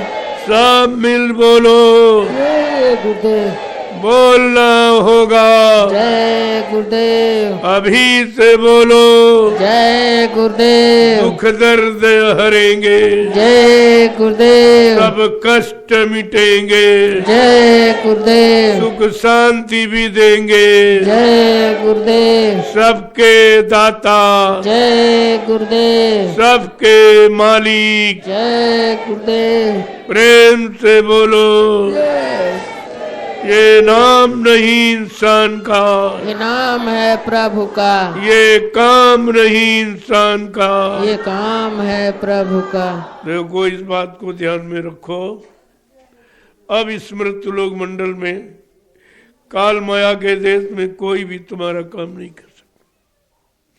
सबको आपने देख लिया, सबका इतिहास पढ़ के समझ लिया, ऋषियों का, मुनियों का, योगियों का, अवतारी शक्तियों का, लेकिन किसी ने कुछ नहीं। जब वो अपना नहीं कर पाए अपनी जीवात्मा का कल्याण, तो उनके सारे बैठकर तुम्हारा कौन सा काम हो जाए। अगर हो जाता तो कलयुग में संत महापुरुषों को आने की क्या जरूरत थी। आपका उन्हीं की याद से, उन्हीं के नाम का स्मरण करके आपका काम हो जाता। इसलिए कलयुग का नाम समय के जगह नाम से। इसलिए कलयुग में संत महापुरुषों के, कलयुग के जीवों को जगाने के लिए उनको नाम जगाना पड़ा, सिद्ध करना पड़ा। और ये नाम किसका है? कहा प्रभु का है। ये प्रभु का कहा नाम, और कोई नाम प्रभु की नहीं। अब प्रभु ये मालिक है सबका, सबका मालिक प्रभु। वो ईश्वर ब्रह्म, पार ब्रह्म, महाकाल, सबका मालिक है प्रभु। आज प्रभु मृत्युलोक मंडल पर क्यों आया? उसको आने की क्यों जरूरत पड़ी?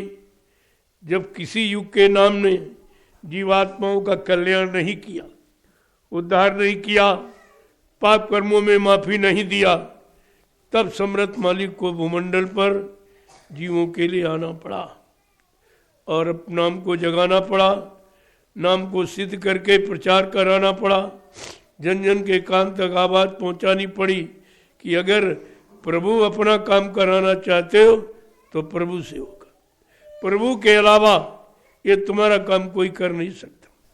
देखो कितनी बड़ी चीज है। अब भी हम ना समझ पाए तो क्या है। और प्रभु नाम, जिस नाम से हमारा काम होना, हमें तो उसी को नाम लेना। हमारे लिए वही नामदान है, वही काम करने वाला है। इसलिए 24 घंटे उठते बैठते सोते जागते काम करते नाम ना बिसरे। अगर नाम को नहीं भूल पा रहे हो तो आपका अनवरत सुमिरन हो रहा, कभी नहीं बंद हो रहा। 24 घंटे सुमिरन हो रहा। जैसे श्वास कभी बंद नहीं होती, जब बंद होती जीवन समाप्त हो जाता, ऐसे आपका सुमिरन जब तक जीवन है तब तक चलता रहेगा। अगर श्वासों पर आपने नाम को अंकित कर लिया, ये प्रभु का नाम श्वासों के लिए, श्वासों को बढ़ाने वाला, हर सांस को लाभ देने वाला है।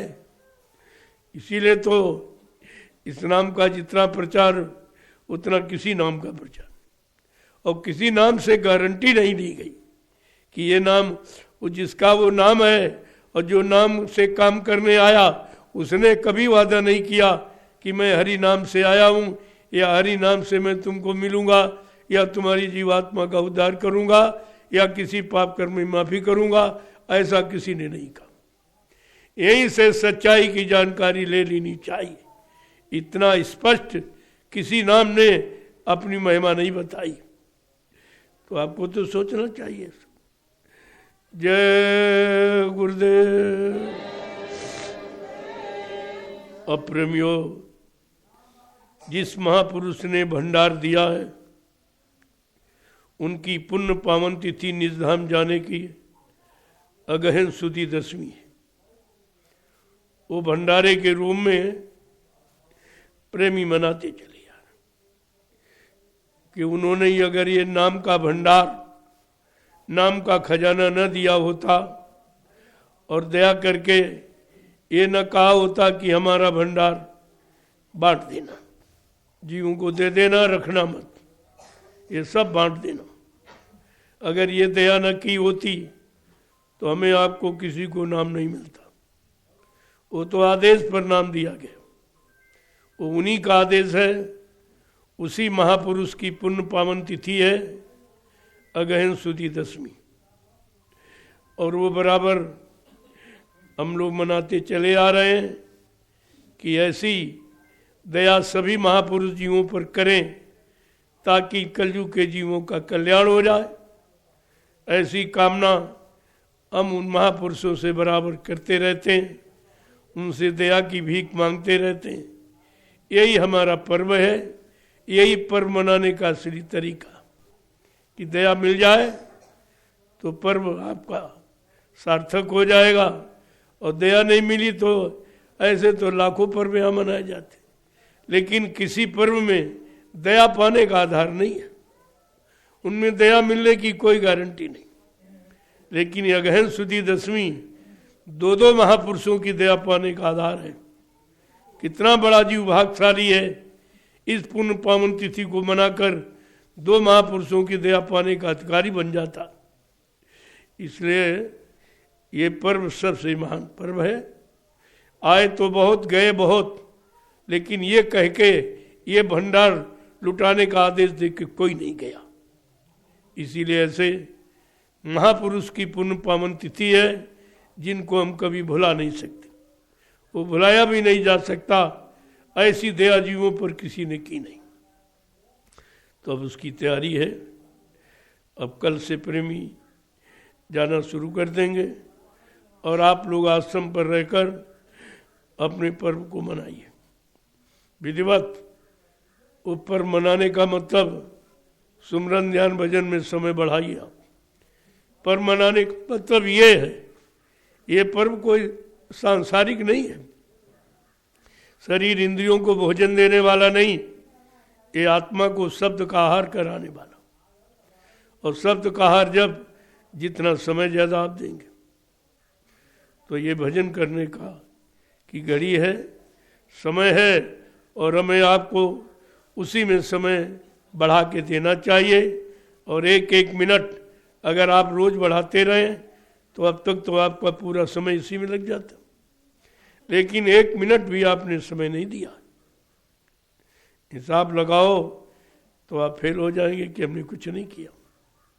एक एक मिनट समय अगर बढ़ाते होते तो महीने में आधा घंटा बढ़ जाता, आधा घंटा एक महीने के अंदर, और साल में तो 12 महीने होते तो 6 घंटे बढ़ जाता। 6 घंटे तो कोई नहीं करता, कोई नहीं करता 6 घंटे। इसका मतलब हमने आपने 1 मिनट भी नहीं समय बढ़ा के दिया। कभी तो ये है और कहते भाई नामदान नहीं काम कर रहा, गुरु नहीं काम कर रहे, वो तो सब काम कर ही रहे हैं, तुम कुछ नहीं करना चाहते, कुछ भी नहीं करते। कोई आदेश छोटा से छोटा, इससे छोटा आदेश क्या कि 1 मिनट समय बढ़ाओ। इसका मतलब 1 मिनट भी है आप बढ़ा के समय नहीं दे रहे, तो शिकायत कैसे कहते हो कि भजन नहीं बन रहा, ध्यान नहीं बन रहा, समय नहीं देते हो और कहते हो भजन नहीं बनता। जय गुरुदेव।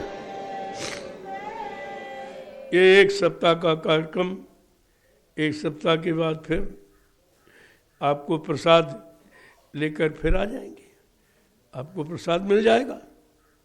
और आपको क्या चाहिए, दया चाहिए, वो दया आपको यहाँ आश्रम में मिल जाएगी। तो अपना प्रेम पूर्वक यहाँ रहो, जो सेवा हो उसको देखो, बराबर देख रेख करो, और ईमानदारी के साथ जब सेवा करते रहोगे उसका लाभ तत्काल मिलता। जरा सी की खोट, कोई कमी, कोई लापरवाही आ गई तो लाभ वहीं से कट जाता। आप कहते हो लाभ नहीं मिलता, तुमने लाभ पाने का पूरा नियम नहीं अपनाया है, पूरा सिद्धांत लागू नहीं कर पाए हो और कहते हो लाभ नहीं मिलता। अपनी कमी तुम्हें दिखाई नहीं देती कि कहीं न कहीं कमी हो जाती तभी वो दया कट जाती। तो हमेशा इस पर विचार करना चाहिए। तो आश्रम में रहो और यहीं पर ये महान उत्सव है, इसको मनाओ जो आत्मा की कल्याण का उत्सव है। ये शरीर इंद्रियों को नकली लाभ पाने वाला उत्सव नहीं है, असली लाभ पाने वाला उत्सव। जय गुरुदेव, जय गुरुदेव। अब आप लोग जो सेवा हो आज की ओर सामने कर लो। अच्छा है, सेवा तो हमेशा रहती, कोई आमने सामने की बात नहीं है। सामने चाहे कम करो, लेकिन जब यहाँ मौजूद न हो तो आप जरूर करो, उसका लाभ है। गुप्त सेवा का बहुत लाभ है, चाहे वो देने की सेवा हो चाहे करने की सेवा, गुप्त सेवा का लाभ होता है। उसमें कोई दिखावट नहीं, उसमें किसी तरह कोई बनावट नहीं है, उसका लाभ संत मत में प्रधान होता है। और आपको यही करना चाहिए। हम यहाँ हों तो एक बार लापरवाही भी कर जाओ कोई बात, लेकिन ना हो तब बिल्कुल नियमित सेवा करो। और ये समझकर कि हमारी सेवा नोट हो रही है, हमारी सेवा देखी जा रही है, क्योंकि हमारी सेवा आदेश से बंधी है। जो आदेश से सेवा बंधी उसका लाभ होता। तो आपको तो ये समझ नहीं पाते हो कि जब आपको आदेश है कि सेवा करो सेवा, तो उसमें होने न होने की बात क्या, वो तो मौजूदगी में ही सेवा होती है। हाजिर नाजिर समझकर इस सेवा की जाती है और उस सेवा का पूरा लाभ मिलता है। जय गुरुदेव। देखो, जो भारतीय शब्द जो प्रचलन में आया है उसका कोई न कोई काम होना है। अभी लोग समझ नहीं पाए हैं, लेकिन ये जरूर आश्वास कर रहे हैं भाई आज तक किसी ने कहा क्यों नहीं, किसी ने नहीं कहा। चाहे वो कोई महात्मा हो चाहे वो राजनेता हो, इस शब्द का उच्चारण नहीं किया और भारत में रह रहे हैं। जिस भूमि पर रह रहे हैं, जिस देश में रह रहे हैं, उस देश की गौरव गरिमा सब भूल गए। तो इनको भारत का निवासी कैसे माना जाएगा? ये भारत को अपनी मातृभूमि कैसे कह सकते हैं, जबकि उस मातृभूमि का कोई अर्थ इनके दिल दिमाग में नहीं। जब मैंने देखा कोई नहीं कह रहा और सब रह रहे हैं, बड़े बड़े उपदेश, बड़े बड़े भाषण हो रहे हैं, लेकिन जो मुख्य है उसको तो किसी ने कहा नहीं। तब हमको 15 सितंबर 2023 को खोल के कहना पड़ा कि अगर हम भारतीय हैं तो हमारी कोई पहचान होनी चाहिए, तभी कोई मानेगा। तो हमारी भारतीय वेशभूषा क्या है? जो ऋषि मुनियों की बनाई हुई, जिससे मन शुद्ध होता है, तन शुद्ध होता है, बीमारियां तन की शरीर की खत्म होती हैं। ऐसी वेशभूषा क्या है? वो भारत जैसे शाकाहारी सदाचारी ब्रह्मचारी देश के लिए लागू है। तो मैंने इस शब्द का उच्चारण किया है जो हिंदुस्तान में किसी ने, पूरे विश्व में किसी ने नहीं कहा। और वही पूरा देश तो भारत में नहीं है, वो न कहे तो उनकी बात अलग, लेकिन तुम तो भारत में रहते हो, तुम्हें अपनी देश की गौरव गरिमा समझनी चाहिए थी, लेकिन ये काम किसी ने किया नहीं और न किसी ने उच्चारण किया। वो मैंने कहा है तो उसको छिपाने की कोशिश कर रहे हैं। अरे वो छिपने वाला नहीं है। मैंने कोई अपने लिए थोड़ी कहा, अपने मान सम्मान के लिए नहीं कहा, मैंने तो भारत देश में रहने वाले सभी नागरिकों के लिए कहा कि अगर हम सच्चे भारतवासी हैं तो अपनी भारतीय वेशभूषा में रहना चाहिए, भारतीय शुद्ध खान पान में रहना चाहिए। भारतीय वेशभूषा यानी बोली भाषा है जो हिंदी और संस्कृत, उसका उच्चारण करना चाहिए। तो भारत देश का कल्याण हो जाएगा, उद्धार हो जाएगा और सारा विश्व भारत को विश्वगुरु मानने लगेगा। लेकिन ये करना पड़ेगा, आज नहीं तो कल आपको अपनाना पड़ेगा। मैंने समय के पहले इशारा कर दिया है, अगर करना चाहो तो शुरुआत कर दो। धीरे धीरे धीरे धीरे तुम्हारा सबका लाभ हो जाएगा। सबको भारतवासी मान लिया जाएगा, लेकिन कहने से ये हिंदू परिषद और हिंदू संघ और हिंदू सभाएं ये समाज सब व्यर्थ है, इससे कुछ होने वाला नहीं। क्यों नहीं होने वाला? कि हिंदुस्तान पर रहने वाला कोई व्यक्ति अपने आप को हिंदू कहने के लिए तैयार है नहीं, कोई हिंदू नहीं कहता। ये सब झूठा प्रचार करते, ये सब झूठा प्रचार। कोई अपने आप को हिंदू नहीं कह रहा, कोई ब्राह्मण कह रहा, कोई क्षत्रिय कह रहा, कोई वैश्य कह रहा, कोई अर्जन, और उसमें से तमाम हजारों उपजातियां बना डाली, लेकिन हिंदू कहने में शर्म लगती है। हिंदू का अर्थ नहीं मालूम तो तुम हिंदुत्व को कैसे कायम करोगे? तो ये तुम्हारी व्यवस्थाएं, भूमिकाएं, ये सब नकली मानी जाएंगी आगे आने वाले समय में। जो तुम कहते हो करते नहीं हो, इसलिए तुम्हारा कहना झूठ है। जो कह के करके करता कहता है, जो स्वयं करता है और न कहे तभी लोग उसको मान लेंगे, लेकिन तुम अपने आप को हिंदू कहने कोई भी नहीं कह रहा। मैंने तमाम लोगों से पूछा, कोई हिंदू परिषद कह रहा, कोई कुछ कह रहा, कोई कुछ, लेकिन हिंदू कहने के लिए कोई तैयार नहीं। इतनी शर्म उनको लगती, जबकि और भी मजहब धर्म के लोग हिंदुस्तान में रहते। ये तो मजहबी मुल्क है, यहाँ तमाम धर्मों के लोग रहते और सब अपने को अपना ही धर्म कहते, लेकिन हिंदुस्तान होते हुए कोई हिंदू अपने आप को हिंदू नहीं मानता। बड़े अफसोस के साथ हमको 15 सितंबर 2023 को कहना पड़ा कि कोई नहीं कह रहा, कोई नहीं मान रहा। किसी मुसलमान से पूछो तो उसमें भी जातियां हैं, लेकिन वो अपने आप को मुसलमान ही कहता, अपने आप को सिख ही कहते, ईसाई कहते। वो भी तो देश में रहते, उनमें भी तमाम उपजातियां, लेकिन अपनी जाति को कभी नहीं छिपाते। लेकिन हिंदुस्तान में आज हिंदू अपने आप को कहने में शर्माता है, तो फिर तुम हिंदुत्व कैसे कायम करोगे? तुम्हारा कहना सब झूठ, तुम्हारी भूमिकाएं बनाना सब झूठ, इससे कुछ होने वाला नहीं है। जय गुरुदेव। अभी तो मैंने केवल इशारा किया, जो किसी ने नहीं कहा। आप मजबूर हो जाओगे, क्योंकि मेरी बात अपनी कोई बात नहीं, मेरा कोई अपना स्वार्थ नहीं है। जो देश के लिए आया है वो देश का लाभ करेगा, समाज का लाभ करेगा, परिवार में रहने वाले लोगों को लाभ करेगा। हिंदू, मुसलमान, सिख, ईसाई सबको मानव समझकर, इंसान समझकर सबको इंसानियत, मानवता का लाभ करेगा। उससे यहाँ कोई भेदभाव नहीं रहता। अभी धीरे धीरे समझ में आ जाएगा आपको। जब कोई नहीं बोलेगा तब तो आपकी समझ में आएगा कि ये नैमिषारण्य से ही आवाज़ क्यों लगाई जा रही। क्या हिंदुस्तान में और कोई धार्मिक स्थल नहीं है? बहुत धार्मिक स्थल हैं। ये नैमिषारण्य का तो नाम इन लोगों ने अब बाद में लिया, पहले तो उधर लगे रहे, अयोध्या, काशी, उधर जहाँ इनका स्वार्थ था, जहाँ इनका यानी एक लालसा, एक इच्छा थी वोट लेने की, इसलिए वहाँ तो किया।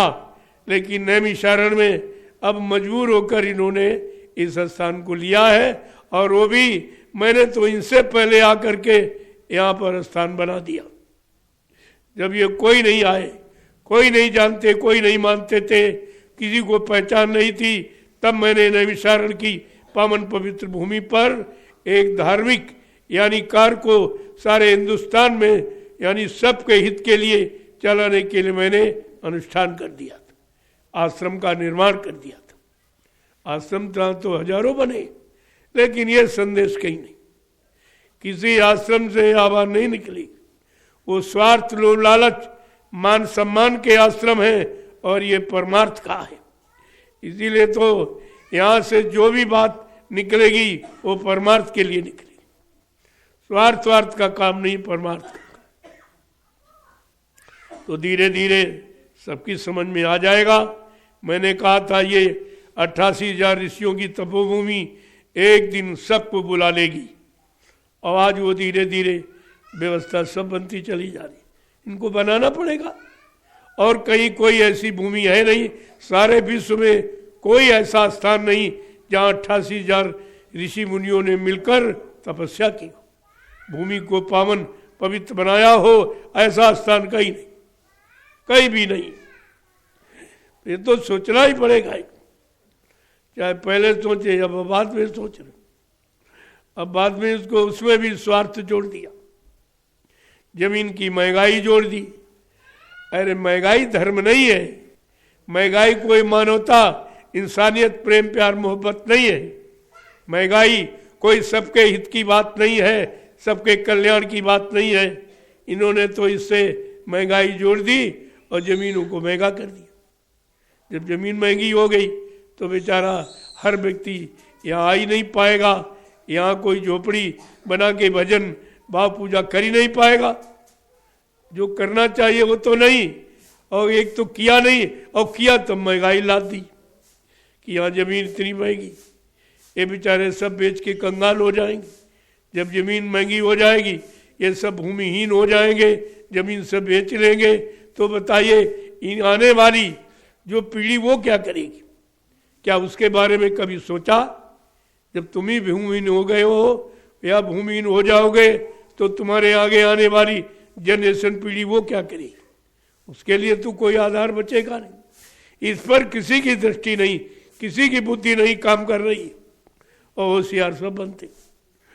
जय गुरुदेव, जय गुरुदेव। चलो प्रेमियों, अपने काम में लगो। देश समाज के लिए बहुत कुछ कह दिया गया और कहता ही चला आ रहा हूँ, लेकिन इनकी समझ में कुछ हो, थोड़ी बहुत नकल करते हैं तो फिर वो महंगाई की करते, जबकि मैं कोई महंगाई की बात ही नहीं करता। मैं तो महंगाई समाज की बात कर रहा हूँ, बेरोजगारी समाज की बात कह रहा हूँ, सबको योग्यता के अनुसार काम मिले, मैं उसकी बात करता हूँ।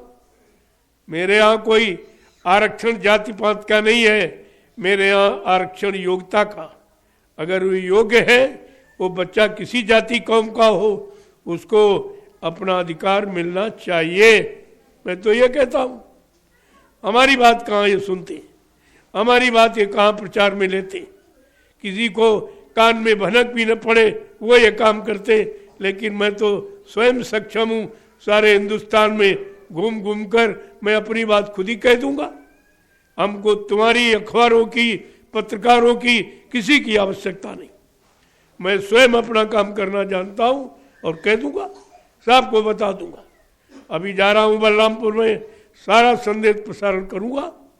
वहाँ भी 5 दिवसीय कार्यक्रम है, वहाँ पूरा संदेश यानी हिंदुस्तान के लिए प्रसारित करूंगा, धार्मिक और राजनीतिक दोनों तरफ का, ताकि कोई मतलब यानी भूल भरम में न रह जाए कि हमारे लिए कुछ नहीं कहा, हमारे लिए कुछ नहीं कहा। मैं तो सबके लिए कहता हूँ, क्योंकि हमारे दृष्टि में केवल एक मानव जाति है, एक मानव धर्म है, इसके अलावा कुछ नहीं। ये तो बात आपको माननी पड़ेगी। कब तक तुम गुमराह रहोगे या लोगों को गुमराह करते रहोगे अपने स्वार्थ, लोभ लालच की आड़ में? ये भारत की जनता को कब तक तुम गुमराह करते रहोगे? मैं धीरे धीरे ये सब रात खोल दूंगा, कोई चीज बाकी नहीं रहेगी, साफ कह दूंगा। और कह दिया जो किसी ने नहीं कहा। अभी आपके सामने भारतीयता, भारतीय शब्द का जो मैंने प्रयोग किया है, शायद किसी ने नहीं किया था और कोई कर भी नहीं रहा। अभी लोगों को ये डर है कि इन्होंने कह दिया तो इनका नाम हो जाएगा। अरे यहाँ नाम की बात नहीं, यहाँ सबके काम और सबके हित की बात है। अभी तुम समझ नहीं पा रहे हो कि संत मत किसी निजी स्वार्थ के लिए नहीं होता, वो सबके लिए, सबके कल्याण के लिए होता है। अभी आप संत मत को पहचाने ही कहाँ? तुम्हारे यहाँ तो स्वार्थ मत और काल मत और लोभ लालच का मत चल रहा, लेकिन ये है संत मत। अभी समझे कहा, जिस दिन समझ जाओगे उससे हिंदुस्तान विश्व का गुरु बन जाएगा। अभी आप क्या समझोगे? जय गुरुदेव। चलो आप अपनी सेवा में लगो। आश्रम की सेवा आगे आने वाले समय में सबको लाभ देने वाली है। इसलिए सेवा में बराबर आप लगे रहो। इसी सेवा से तुम देश की सेवा सीख जाओगे, समाज की सेवा सीख जाओगे, अगर आश्रम की सेवा समझ ली। क्योंकि आश्रम ये सबको आश्रय देता, सबको शरण देता, सबको लाभ देता, सबको लाभ के रास्ते पर चलने की प्रेरणा देता।